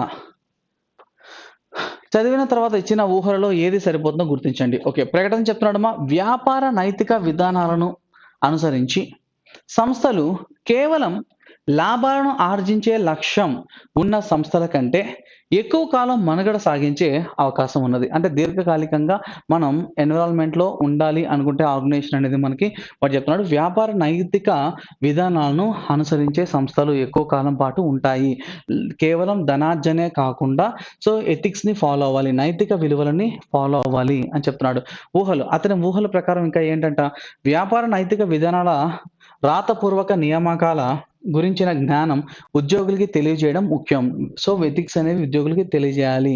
సో, దీని ద్వారా సంస్థలో ఉద్యోగులు ఏమి చేయాలో మరియు ఏమి చేయకూడదో డూస్ అండ్ డోస్ ఏం చేయాలో, ఏం చేయకూడదో తెలుసుకుంటారు. అంటే ఎథికల్‌గా ఉంటారు అని చెప్తున్నాడు. యెస్, దీన్ని మనం యాక్సెప్ట్ చేయొచ్చు. అలాగే నైతిక నియమావళిపై ఉద్యోగులకు శిక్షణ ఇవ్వడంపై సంస్థలు దృష్టి పెట్టాలి. యెస్, ఎందుకంటే ఎథిక్సే మేజర్‌గా ఉండాలి అని చెప్తున్నాడు కాబట్టి. సో, 2 సాటిస్ఫై అవుతున్నాయి ఇక్కడ మనకి. సో, 2 సాటిస్ఫై చేస్తున్నాయి కాబట్టి 1 మరియు 2 ఊహలు సరిపోతాయి. కాబట్టి ఆన్సర్ ఏంటమ్మా? A only is the right answer. For the problem number 56. Arjun was born on 1st January 2007, Monday. What day of the week lays on 1st January 2008? Arjun జనవరి 1, 2007 సోమవారం నాడు పుట్టాడు. తర్వాత జనవరి 1 నెక్స్ట్ ఇయర్ వాడి బర్త్డే ఎప్పుడు వస్తుంది అని కనుక్కోమంటున్నాడు. నోట్ చూస్తే ఆయన మనకి ఇచ్చాడు 1st January 2007 అనేది సోమవారం. అయితే 1st January 2008 ఏమవుతుంది అని అడుగుతున్నాడు. ఇది చూడగానే చాలామంది జనాలకి అస్సలు ఆగదు. 2008 అనేది లీప్ ఇయర్. లీప్ ఇయర్ అంటే 2 ఆడ్ డేస్ ఉంటాయి కాబట్టి +2 అని చెప్పి +2 పెడతారు. కొంచెం ఆగాలి. ఆడేం అడిగాడు? 2001 జనవరి 2008 జనవరి 1 వాడు అడిగింది. నాకు 2008 లీప్ సంవత్సరమే, కానీ అది ఫిబ్రవరి 24, 29 దాటిన తర్వాతే అడిషనల్ డే వస్తుంది. అంతే తప్ప ముందు రాదు. నార్మల్‌గా ఒక సాధారణ సంవత్సరానికి 365 రోజులుంటే దాంట్లో విషమ దినాల సంఖ్య అంటే ఆడ్ డే సంఖ్య 1 వస్తది. అంటే ఈ రోజు సోమవారం అయితే నెక్స్ట్ ఇయర్ ఇదే రోజు మంగళవారం అవుతుంది నాన్ లీప్ ఇయర్‌గా ఉంటే. లీప్ ఇయర్ ఉందనుకో, సో ప్రెజెంట్ ఉంటే సపోజ్ లీప్ ఇయర్ అనుకోండి, ఫిబ్రవరి మంత్ దాటిందనుకో +2 అవుతది. ఎందుకంటే అక్కడ ఫిబ్రవరి మంత్ 29 ఉంది కాబట్టి. సో జాగ్రత్త. ఓకే. సో 2007వ సంవత్సరం జనవరి 1 సోమవారం అయితే 2008 జనవరి 1 అనేది ఏమవుతుందంటే +1 అవుతుందంటే మంగళవారం అవుతుంది. అంతే తప్ప అది బుధవారం కాదండి. +2 కాదు, +1. సో అంటే Tuesday. Hour answer is option B only is the right answer. చాలామంది 2008ని చూసి అది లీప్ ఇయర్ కదా అని చెప్పేసి +2 చేస్తారు. అలా చేయొద్దమ్మా, +1 చేసుకోవాలి. ఓకేనా? సో ఆన్సర్ ఏంటమ్మా? మంగళవారము. అంటే మన ఆన్సర్ ఏంటి? B. Second option only is the right answer for the problem number 66. Next 70. ఇచ్చిన అక్షర సంఖ్య లేదా which alpha numerical set will follow the given series. So దాన్ని ఫాలో అయ్యేది ఏంటి అంటే నెక్స్ట్ వచ్చేది ఏంటి అని అడుగుతున్నాడమ్మా. సో కేవలం నెంబర్స్ని మాత్రమే నేను చూద్దాం అనుకుంటున్నానమ్మా. 12, 15, 18, 21 డాష్. 12కి 3 కలిపితే 15కి 3 కలిపితే 18కి 3 కలిపితే 21కి 3 కలిపితే 24. అంటే ఇక్కడ మనకి 24తో ఉన్న ఆప్షన్ ఒకే ఒకటి ఉంది. Answer is C. అయిపోయింది. నేర్చుకుంటాం కాబట్టి మీతో కూడా చెక్ చేస్తానమ్మా. సో ఈ అంటే 5, బి అంటే 2, వై అంటే 27, వి అంటే 22వ అక్షరం. ఇక్కడ నువ్వు జాగ్రత్తగా చూడాలి. నీకు ఆల్రెడీ మనం చెప్పుకోవడం జరిగిందమ్మా ప్రీవియస్గా. ఏ అంటే 1, జెడ్ అంటే 26. 26 తర్వాత మళ్ళీ ఏ వచ్చిందంటే అది 27వ అక్షరంగా మారుతుంది అని చెప్పాను. అవునా కదా? ఇక్కడ నువ్వు క్లియర్గా చూసుకుంటే ఇవన్నీ ఏమో పెద్ద పెద్ద నెంబర్స్, ఇదేమో బుల్ల నెంబర్. సో దీన్ని చిన్న నెంబర్లా కాకుండా పెద్ద నెంబర్లా కన్వర్ట్ చేయి. అంటే 26ని జత చేస్తే ఇది 28వ అక్షరం. ఇది 26ని దీనికి జత చేస్తే ఇది ఎన్నో అక్షరం అవుతుందమ్మా? 31 అవుతుంది. అంటే 31 కాస్త 28 అయింది. అంటే 3 తగ్గింది. 28 కాస్త అమ్మ ఇదేందమ్మా 18, 27 కదా ఇది? క్షమించాలి, ఇది వై కదా? 25 అమ్మా అది. క్షమించాలి, ఇది 25. వై కదా? 25th letter. సో 28 కాస్త 5, 25 అయింది. అంటే ఎంత తగ్గిందమ్మా? 3 డిక్రీజ్ అయింది. తర్వాత 25 కాస్త 22 అయింది. అంటే మళ్ళీ 3 డిక్రీజ్ అవుతుంది. అంటే ప్రతి లెటర్ కూడా 3 ప్లేసెస్ డిక్రీజ్ అవుతూ ఉంది. సో 22కి 3 సబ్ట్రాక్ట్ చేస్తే 19 అమ్మా. 19 అంటే ఎవరు? ఎస్. ఇందాకేమో 24, ఇప్పుడేమో ఎస్. మొత్తం కలిపితే 24 ఎస్ అవుతుంది. Answer is C. Only is the right answer for the problem number 70. Next 72. Find the mirror image of the following figure if the mirror is placed in the line of MN. అమ్మా ఇక్కడ MN line ఉంది కదా, ఇక్కడ గనక నేను మిర్రర్‌ని పెట్టినట్లయితే అది object ఏ విధంగా మన కంటికి కనిపిస్తది అంటున్నాడు మా. సో, ఇక్కడ వీడు ఒక డాట్ ఉంది గదా! సో, ఇక లైన్ ఇచ్చాడు. అంటే మిర్రర్ ఇమేజ్‌లో మనకి రైట్ అండ్ లెఫ్ట్ అవుతాయి. లెఫ్ట్ అండ్ రైట్ అవుతాయి. సో, ఇదే స్క్వేర్ బాక్స్ ఇక్కడికొచ్చేస్తదమ్మా. అలాగే ఇది ఖచ్చితంగా ఆ స్క్వేర్ బాక్స్‌కి ఎగ్జాక్ట్‌గా మిడిల్ ఉంది కాబట్టి నువ్వు గూడా మిడిల్‌లో మాత్రమే ఉన్నది చూసుకోవాల్సి ఉంటుంది. సో, ఈ 2 చూడమ్మా. ఇది ఎంత గ్యాప్ ఉందో ఇది అంతే గ్యాప్‌లో ఉంది. సో, ఇది బాటమ్ రైట్‌లో ఉంది కాబట్టి ఇది బాటమ్ లెఫ్ట్‌లోకి వచ్చేస్తది మిర్రర్ ఇమేజ్‌లో. కానీ చూడు బాటమ్ లెఫ్ట్‌లోకి రాకుండా మిడిల్‌లో ఉంది. కాబట్టి ఇది పనికిరాదమ్మా. చూడ్డానికి ఇది కూడా కరెక్టే కదా అనిపిస్తది. కానీ డిస్టెన్స్ ఈస్ మ్యాటర్స్ ఇక్కడ. ఇక్కడ 1 సెంటీమీటర్ డిస్టెన్స్ ఉంటే ఇక్కడ కనీసం 3 సెంటీమీటర్ డిస్టెన్స్ ఉంది. కాబట్టి అది నాకు పనికిరాదు. సో, ఇది చెప్పకూడదు మనం. సో, ఈ డాట్ అనేది లోపల ఉండాలి. బయటికి ఎందుకెళ్ళింది? 2 డాట్స్ ఏడికెళ్ళొచ్చినాయి? నాకు కావాల్సింది ఒకటే కదా! అసలు 2 ఎందుకొచ్చాయి? అసలు మిడిల్‌లోకి ఎందుకొస్తుంది అది? కాదు కదా! నాకు ఎక్స్‌ట్రీమ్ లెఫ్ట్‌లోనే ఉండాల్సి ఉంటది మిర్రర్ ఇమేజ్ అంటే ఇక్కడ. సో, అది నాకు ఆప్షన్ ఏలో ఉన్నది. ఏ ఎక్కడుంది మనకి? ఏ అనే ఆప్షన్‌లో ఉంది. కాబట్టి answer is A for the problem number 72. Next మా 81. మనకి సిలాజిమ్స్ మా ఇది. All pigs are white. వాడొక స్టేట్మెంట్ ఇవ్వడం జరుగుతుంది. సో, ముందు ఇంగ్లీష్ చెప్పి తర్వాత తెలుగులోకి వెళ్దాం మనం. Okay. All pigs are white. ఇక్కడ నాకు పిగ్స్ అన్నీ కూడా వైట్ కలర్‌లో ఉన్నాయంట పిగ్. తర్వాత some white are peacock. Some white are peacock. దీన్ని మనం ఏమంటామంటే బేసిక్ డయాగ్రామ్ అని అంటాం. ఓకేనా? దీన్ని మనం బేసిక్ డయాగ్రామ్ చిత్రం. ఓకేనా? రైట్. నెక్స్ట్ కన్క్లూజన్ చూస్తే మన దగ్గర 2 కన్క్లూజన్స్ ఉన్నాయమ్మా. మొదటిది ఆల్ పిగ్స్ ఆర్ వైట్ అన్నాడు. పిగ్ ఇక్కడ, వైట్ ఇక్కడ. సారీ స్టేట్మెంట్ అది. ఓకే. కన్క్లూజన్ చూడమ్మా. కన్క్లూజన్స్‌లో number 1 some peacocks are pigs. Peacock ఇక్కడ, పిగ్ ఇక్కడ. అసలు పీకాక్‌కి పిగ్ సంబంధం ఉందా? లేదు. సమ్ పీకాక్స్ ఆర్ పిగ్స్ తప్పు. Some white are pig. అన్ని పిగ్గులు మనకు వైట్‌లో ఉన్నప్పుడు, ఆల్ పిగ్స్ వైట్‌లో ఉన్నప్పుడు definitely some whites are pig అవుతాయి. So, some white are pig is right. So, our answer is only 2 follows. ఇక్కడ నాకు ఓన్లీ 2 ఎక్కడుందమ్మా? ఆప్షన్ సిలో ఉంది. ఆప్షన్ సిలో ఉంది. For the problem number 81 option C. మనం ఇప్పుడు తెలుగులోకి వెళ్దాం ఒకసారి. దీన్నే మనం తెలుగులోకి వెళ్తే అన్ని పందులు తెల్లవి. పందులన్నీ తెల్లవి అంట. ఆల్ పందీస్ ఆర్ ఇన్ ద వైట్ తెలుపు. నెక్స్ట్ కొన్ని తెల్లనివి నెమళ్ళు. కొన్ని తెల్లవి నెమళ్ళు. దీన్ని మనం ఏమంటామంటే బేసిక్ డయాగ్రామ్ అంటామమ్మా. కన్క్లూజన్ చూడమ్మా. కొన్ని నెమళ్ళు పందులు. అసలు నెమలికి పందికి సంబంధం ఉందా? పందేమో ఏడుంది, నెమలేమో ఏడుంది. పందికి నెమలికి సంబంధం లేదు. Which is wrong. కొన్ని తెల్లవి పందులు. పందులన్నీ తెల్లయినప్పుడు ఖచ్చితంగా కొన్ని పందులు కూడా తెల్లయి అవుతాయి. కొన్ని తెల్లయి కూడా పందులు అవుతాయి. సో, ఇది కూడా కరెక్టే కదమ్మా. ఇది correct. So, answer is only 2 follows. ఇక్కడ కేవలం 2 మాత్రమే సరైనది ఎక్కడుందంటే ఆప్షన్ సిలో ఉన్నది. కాబట్టి ఈ ప్రశ్నకి సమాధానంగా మనం ఆన్సర్ ఏం చెప్పాలమ్మా? సి అనేది ఆన్సర్‌గా పెట్టాల్సి ఉంటుంది for the problem number 81. Next 85. Choose the correct option to complete the series. ఇచ్చిన సిరీస్‌ని కంప్లీట్ చేయడానికి కరెక్ట్ అయిన ఆప్షన్స్‌ని చెక్ చేయండి. ఇది చూసావా? ఈ రెండిటిని గనక క్లబ్ చేస్తే మనకు ఫుల్ సర్కిల్ అయ్యిద్ది చూడు. అదే ఇది. అలాగే ఆడిచ్చినటువంటి ఈ రెండిటిని గనక క్లబ్ చేస్తే మనకు ఒక స్క్వేర్ ఫామ్ అయ్యిద్ది చూడు. అవునా? సో, ఇక్కడ నాకేం ఫామ్ అవ్వాలి? ఒక స్క్వేర్ ఫామ్ అవ్వాలి. స్క్వేర్ ఫామ్ అయిన ఆప్షన్ ఇక్కడ ఎక్కడుంది? ఫస్ట్ ఆప్షన్ ఒక్కటే ఉంది. ఇంకెక్కడ కూడా స్క్వేర్ లేదు చూడమ్మా. సో, ఇక్కడ స్క్వేర్ ఉంది. యెస్. ఇక్కడ స్క్వేర్ ఉందా? లేదు. ఇది స్క్వేరా అండి? నో కాదు కదా. So, which is wrong. ఇది హెక్సాగాన్ కుదరదు. ఆన్సర్ ఏంటమ్మా? A first option only is the right answer for the problem number 85. వాడు ఇచ్చిన దాని ప్రకారం సో, వాడు ఏం ఫామ్ చేయొచ్చు అంటే ఏదో ఈ 2 లైన్స్ యూజ్ చేసుకొని మనకు సర్కిల్ ఫామ్ అయ్యొచ్చు. అవునా? సో, దీన్ని ఇటు పెట్టేసామనుకో ఆటోమేటిక్‌గా సర్కిలే ఫామ్ అయితది. అలాగే దీన్ని ఇటు సైడ్ తీసుకొచ్చామనుకో రివర్స్ చేసి అదొక స్క్వేర్ ఫామ్ అయితది. కాబట్టి answer is option A for the problem number 85. Next 86. Read the following information carefully and answer the questions given below it. మనకి Amrit is older than Manish. Amrit అంట పెద్దవాడంట. ఎవడికంటే? మనీష్ కంటే కూడా కదా. Next Vishnu is older than Manish. Manish కన్నా కూడా విష్ణు పెద్దవాడు. కొంచెం జాగ్రత్త వినమ్మా. So, Vishnu is older than Manish. Manish కంటే విష్ణు పెద్దవాడు. బట్ ఇంగ్లీష్‌లో ఎప్పుడు కూడా బట్ అనే పదం మళ్ళీ మొదటి వ్యక్తి విష్ణు గురించి మాట్లాడుతుందని గుర్తుపెట్టుకో. సో, బట్ అంటే ఇప్పుడు ఎవరి గురించి? విష్ణు గురించి. అంటే Vishnu is younger than Amrit.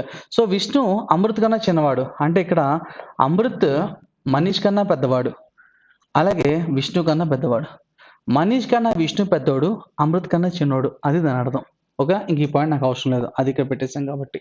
Next, Diwakar is younger than Rakesh. మా రాకేష్ కంటే దివాకర్ యంగర్, చిన్నవాడు. అండ్ అంటే మళ్ళీ మొదటి వ్యక్తి దివాకర్ గురించి మాట్లాడుతుంది. సో నో నో నో, ఇది వేరేదమ్మా. సో వాడు కంటిన్యూషన్ చేస్తున్నాడు. So Diwakar is younger than Rakesh and Manish. మరి రాకేష్ అండ్ మనీష్ ఇద్దరికన్నా దివాకర్ చిన్నవాడు అన్నాడు. కానీ ఇక్కడ మనీష్ అనేవాడు పెద్దవాడని కన్ఫర్మేషన్ వాడు ఎక్కడ చేయాల. అలాగే రాకేష్ కూడా పెద్దవాడు అయి ఉండొచ్చు మహేష్ కంటే కూడా, మనీష్ కంటే. ఈ రెండు పాసిబిలిటీస్ ఉన్నాయి, వెయిట్ చేద్దాం.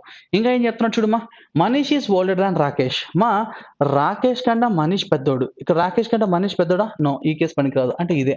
సో ఇక్కడ ఫస్ట్ అమృత్, విష్ణు, మనీష్. మనీష్ కన్నా కింద ఎవరు ఉండాలి? రాకేష్. రాకేష్ కన్నా కింద ఎవరు ఉండాలి? దివాకర్. సో ఇదే కదమ్మా వాడు చెప్పిన ఆర్డర్ మనకి. నా క్వశ్చన్ ఏంటి, who is the eldest? Eldest అంటే అందరికన్నా పెద్దవాడు. సో అక్కడ ఉన్న వాళ్ళలో అందరికన్నా పెద్దవాడు అమృత్.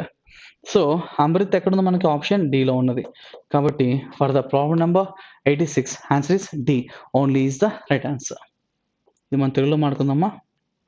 మా తెలుగులో చెప్తుందా, మనీష్ కంటే అమృత్ పెద్దవాడు. మా మనీష్ కంటే అమృత్ పెద్దవాడు. విష్ణు మనీష్ కంటే పెద్దవాడు కానీ అమృత్ కంటే చిన్నవాడు. ఎవడు? విష్ణు అమృత్ కంటే చిన్నవాడు కానీ మనీష్ కన్నా పెద్దవాడు. మనీష్ కన్నా పెద్దవాడు విష్ణు, అమృత్ కన్నా చిన్నవాడు విష్ణు. అంటే వాళ్ళిద్దరికి మధ్యలో ఉండాలి విష్ణు. తర్వాత రాకేష్ మరియు మనీష్ల కంటే దివాకర్ చిన్నవాడు. మా రాకేష్ మరియు మనీష్ ఇద్దరికన్నా చిన్నవాడు ఎవడాడు? దివాకర్. ఎవడుమా? దివాకర్. సో రాకేష్ మరియు మనీష్ ఇద్దరికన్నా చిన్నవాడు దివాకర్. ఇంకేం చెప్పాడు? మా రాకేష్ కంటే మనీష్ పెద్దవాడు. మరి రాకేష్ కంటే మనీషే పెద్దవాడు అంటే మనీష్ కన్నా చిన్నవాడు రాకేష్, రాకేష్ కన్నా చిన్నవాడు దివాకర్. సో వీడు అమృత్, వీడు విష్ణు, వీడు మనీష్. మనీష్ కన్నా కింద ఎవడు ఉండాలి? రాకేష్. రాకేష్ కన్నా కిందవాడు ఎవడు? దివాకర్. సో ఇది ఆ ఐదుగురు యొక్క ఆర్డర్. నాకు క్వశ్చన్ ఏంటమ్మా, అయితే వీరిలో పెద్దవాడు ఎవరు? మా వీళ్ళు అంతకన్నా పెద్దవాడు ఎవడు? అమృతేగా. So Amrit is my answer for the problem number 86. Answer is option D, only is the right answer. Next, choose the best suitable Venn diagram for the following words. మా సూట్ అయ్యేటువంటి బెస్ట్ వెన్ డయాగ్రామ్ చూడమన్నాడు. అమ్మా capsicum, mat, rat. మా capsicum తినే పదార్థం, mat చేప మనం పడుకుంటాం, ఎలక అదొక జీవి. అసలు వాటి మధ్య మనం రిలేషన్ ఏం పెడతాం? క్యాప్సికమ్ ఒక సపరేట్, తర్వాత మ్యాట్ అనేది సపరేట్, సంబంధం లేనిది అన్ని ఇచ్చినాడు మనకి. సో మూడు రకాల వేరువేరైనవి. ఇదేమో వస్తువు, ఇదేమో పండు, ఇదేంటిది ఇది, తర్వాత అదొక యానిమల్, జంతువు. సో కూడా మూడు రకాల వేరువేరు కలిగినవి. కాబట్టి దాన్ని సూట్ అయ్యేది ఎవర్రా అంటే D, only is the right answer for the problem number 89. Answer is D. Next మా ఫైండ్ ద మిస్సింగ్ వర్డ్. మా వాటిల్లో మిస్ అయిన దాన్ని కనిపెట్టండి అంటున్నాడు మా 90th క్వశ్చన్. సో ఒకసారి లీప్, డాష్, జంప్ అని అంటున్నాడు. అమ్మ లీప్ అన్నా జంప్ అన్నా ఇవి ఎగరడం అన్నట్టు అనమాట. సో బౌన్స్ అనేది కరెక్ట్గా దానికి సూట్ అవుతుంది. Answer is option C, only is the right answer. Synonyms అడుగుతున్నాడు అంతే. నెక్స్ట్ మా problem number 94. Each question given below consist of a statement followed by 2 arguments. మా ప్రతి క్వశ్చన్లో కూడా 2 ఆర్గ్యుమెంట్స్ ఉన్నాయంట, 1 and 2. You have to decide which of the argument is a strong argument. మా వాటిలో స్ట్రాంగ్ ఆర్గ్యుమెంట్ నువ్వు కనిపెట్టాల్సి ఉంటుంది, ఏది రైట్ ఏది రాంగ్ అనేది. Is morning dose of A coffee good for health. మా వాడు కాఫీ తాగడం ఉదయాన్నే మంచిదా అని అడిగాడు. సో చాలా మంది ఉదయాన్నే కాఫీ తాగుతూ ఉంటారు ఎందుకంటే స్ట్రెస్ రిలీఫ్ అవుతుంది అన్నట్టుగా. ఎస్, వాడు ఏం చెప్తాడు చూద్దాం. Yes, coffee contains high antioxidants and many minerals which supply essential nutrients to the body. అవును, పొద్దుగాల మనం కాఫీ తాగడం అనేది మనకు అందులో ఉన్నటువంటి యాంటీ ఆక్సిడెంట్స్ అనేవి మన బాడీలోకి వెళ్తాయి అండ్ చాలా మినరల్స్ కూడా మనకు బాడీకి వస్తాయి, బాడీకి కావాల్సిన న్యూట్రియంట్స్ మనకు అందుతాయని చెప్తున్నాడు. ఎస్ కరెక్టే, ఉదయాన్నే కాఫీ తాగితే కొంచెం మంచిదే. No consuming too much coffee. నిన్ను ఎవడు అడిగాడు టూ మచ్ కాఫీ నేను తాగుతాను? నీకు చెప్పాను నేను, ఇక ఇంత కాఫీ తాగుతాను, నేను లోటా తాగుతాను, నీకు చెప్పాను నేను కాఫీ తాగడం కరెక్టా కాదని అడిగాను. లోటా తాగుతున్నా, ఇన్ని తాగుతున్నా, రోజుకి 10 తాగుతున్నా నేను చెప్పాను, నీతో చెప్పలేదు. చెప్పినప్పుడు నువ్వు ఎందుకు చెప్తున్నావు ఎక్కువ తాగుతుంది ప్రాబ్లం అని నీకు ఎందుకు చెప్తున్నావు? నేను అడిగానా నీకు? నీకు ఇచ్చానా నీకు? ఇవ్వలేదు కదా. No, consumption consuming too much coffee. ఆడు చెప్పాడా నీకు టూ మచ్ కాఫీ తాగుతున్నాడు అని చెప్పాడా నీతో? చెప్పినప్పుడు నువ్వు ఎందుకు చెప్తాను దాని గురించి? మాట్లాడమాక, అస్సలు మాడబాక. Coffee can lead to panic, అంటే షివరింగ్ వస్తాం, భయపడతాము, and anxiety attacks, and also reduce the quality of sleep. రాత్రి పూటగా మనం కాఫీ తాగి పడుకుంటే నిద్ర పట్టదు. సో దాంట్లో ఉండే కొన్ని కారకాల వల్ల. సో అది నిజమే. కానీ ఇక టూ మచ్ ఆఫ్ కాఫీ తాగడం వల్ల నీకు చెప్పాను అనేది, వాడు చెప్పాడా నీతో కాఫీ ఎక్కువ తాగుతున్నాడని చెప్పాడా? చెప్పకుండా నువ్వు ఎందుకు మాడుతున్నావు? మాడబాక. సో ఇది మనకి తప్పు. సో అది తప్పు. ఎక్కువగా తాగడం వల్ల ఇలాంటి ప్రాబ్లమ్స్ ఉన్నాయని చెప్తున్నాడు వాడు. అసలు ఎక్కువగా తాగుతున్న వాడు చెప్పాడు, వాడు ఏమడిగాడు? In the morning dose of coffee good for health. వాడు అడిగాడు మార్నింగ్ ఉదయాన్నే కాఫీ తాగడం మంచిదా? ఎస్, మంచిదే ఉదయాన్నే కాఫీ తాగితే. సో ఇది మనకి తప్పు. So answer is option A. Answer is option A. ఇక్కడ రెండవ స్టేట్మెంట్ తప్పవడానికి గల కారణం ఏంటంటే వాడు టూ మచ్ కాఫీ అనే పదం మాట్లాడాడు. మనం టూ మచ్ తాగుతున్నాం అంటే ఎక్కడా చెప్పాలి, డిస్కషన్ పెట్టలేదు, కాబట్టి అది మాట్లాడకూడదు. మనం ఒకసారి తెలుగు కూడా మాట్లాడుకుందామా. నెక్స్ట్ ఉదయం పూట కాఫీని తగిన మోతాదులో తీసుకోవడం ఆరోగ్యానికి మంచిదా అని అడిగాడు. అవును, కాఫీలో ఉండేటువంటి అధిక యాంటీ ఆక్సైడ్లు మరియు శరీరానికి అవసరమైన పోషకాలను సరఫరా చేసే అనేక ఖనిజాలు ఉన్నాయి. Yes, it is a true statement. Next నిజమా? నెక్స్ట్ సో లేదు, ఎక్కువ కాఫీ తీసుకోవడం వల్ల భయాందోళనలు, ఆందోళన దాడులకు దారితీస్తుంది మరియు నిద్ర నాణ్యత కూడా తగ్గిస్తుంది. సో ఇది తప్పు. ఎక్కువ కాఫీ అనే పదం మనం ఎక్కడ కూడా డిస్కషన్ చేయలేదు. వాడు మార్నింగ్ కాఫీ తాగడం మంచిదా అని అడిగాడు, అది మాత్రం చెప్పు. ఎక్కువ తాగాడు తక్కువ తాగాడు, హౌ మచ్ అనేది మనకి సంబంధం లేదు. Answer is option A. Only is the right answer. That means ఇది ఎక్కడ ఉందమ్మా? ఓన్లీ వన్ అంటే ఆప్షన్ ఏలో ఉంది, కాబట్టి answer is option A. Next if east becomes north east, directions problem ఇది. ఈస్ట్ బికమ్స్ నార్త్ ఈస్ట్ అన్న ఒరిజినల్గా డైరెక్షన్స్ ప్రకారం అయితే ఇది నార్త్, సౌత్, ఈస్ట్, వెస్ట్ అవుతుంది. దీని పేరు north east, north west, south west, ఇదేమో సౌత్ ఈస్ట్ కదా. సో ఇది ఒరిజినల్గా. అయితే వాడు అడుగుతున్నాడు మనతో, so if east becomes north east, ఒరిజినల్గా ఇది కదా ఈస్ట్, ఇది కాస్త ఏమైందంట? నార్త్ ఈస్ట్గా మారిందంట. ఇక్కడ ఉండవలసినటువంటి నార్త్ ఈస్ట్ అనేది 45 degrees యాంగిల్ టర్న్ అయింది సవ్య దిశలో, క్లాక్ వైజ్ డైరెక్షన్లో. అంటే ఇక్కడ ఉండవలసిన ఈస్ట్ కూడా ఏం చేయాలి? 45 degrees యాంగిల్ చేంజ్ చేసుకోవాలి. అంటే ఇది ఈస్ట్ అయితే ఈస్ట్కి ఎదురుగా ఉండాలి వెస్ట్, ఈస్ట్కి రైట్ సైడ్ ఎప్పుడు సౌత్ ఉండాలమ్మా, సౌత్కి ఎదురుగా నార్త్ ఉండాలమ్మా. So between north and west this is the north west direction, ఇదైతే సౌత్ వెస్ట్ డైరెక్షన్, ఇదైతే సౌత్ ఈస్ట్ డైరెక్షన్. అలాగే డైరెక్షన్స్ మార్చుకోవడం మనం డైరెక్షన్స్ అనే కాన్సెప్ట్లో చెప్పుకోవడం జరుగుతుంది. Next what will west become? ఒరిజినల్గా వెస్ట్ ఇది కదా, ఇప్పుడు ఆ వెస్ట్ అనేది ఏంగా మారింది అని అడుగుతున్నాడు. ఎలా మారింది? సౌత్ వెస్ట్గా మారింది. కాబట్టి మన ఆన్సర్ ఏంటమ్మా? Option A. Only is the right answer for the problem number 97. Next 1 second, తెలుగులో కూడా మాడదాం ఒకసారి. తెలుగులో మాడదాం. తూర్పు అన్నది ఈశాన్యంగా మారింది అంటున్నాడు.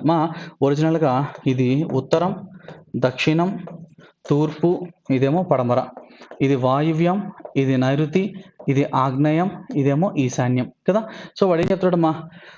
తూర్పు అన్నది ఈశాన్యంగా మారితే పడమర ఏమవుతుంది? తూర్పు ఇది కదా, దాన్ని ఈశాన్యంగా మార్చాడు.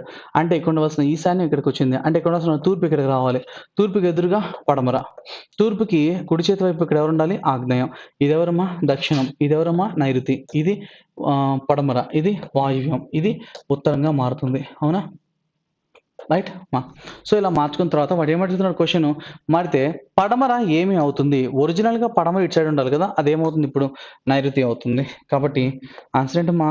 Option A. Only is the right answer for the problem number 97. Option A. Next బొమ్మ, problem number 100, last problem. Which of the following figure is formed from the shapes given the figure? ఈ షేప్స్ని use చేసుకొని ఏది diagram అనేది form అవుతుంది అని అంటున్నాడు. అవునా ఒక్కసారి చూడు. నాకు ఈ యాంగిల్ కావాలి, ఒక గ్లాస్ లా ఉంది కదా, అది ఇక్కడ ఉంది చూడమ్మా, సేమ్ టు సేమ్ ఉందా? ఎస్. ఇక్కడ లేదు, చూసావా? అది వాడిచ్చిన షేప్ ఇలాంటిది, మనకు కావాల్సింది వేరే, వాడిచ్చింది వేరే. అయినా మనకి ఇట్లాంటి బ్రిక్ ఉండాలి కదా, అది అసలు ఎక్కడా లేదు చూడు. వాడికి అత్తి ఇక్కడ సేమ్ షేప్ ఉందా? ఇది సేమ్ షేప్ ఉందా? కొంచెం దగ్గరగా వస్తుంది. ఇక్కడ అసలు అలాంటి షేపే లేదు చూడు. సో ఇది పనికిరాదు. ఆన్సర్ ఈ రెండిట్లో ఉండాలి అమ్మా, ఈ రెండిట్లో ఉండాలి. నెక్స్ట్ చూడు, ఈ డయాగ్రామ్ సేమ్ సిమిలర్గా ఉన్నాయి చూడు. ఆ తర్వాత మనకి ఈ షేప్ కావాలి చూడు. సో మనకి సేమ్ షేప్ ఇక్కడ ఉంది చూడమ్మా. ఇక్కడ ఉందా? అది లేదు, ఇది పనికిరాదు. కాబట్టి ఆన్సర్ ఏంటి? ఏ. అది 100లో ఏ అనేది ఎక్కడుందో చూడు. ఏ అనేది ఆప్షన్ డిలో ఉంది. కాబట్టి 100వ ప్రశ్నకి సమాధానంగా ఆన్సర్ డి పెట్టుకోవాలి. ఓకేనా? Okay students, thank you, all the best.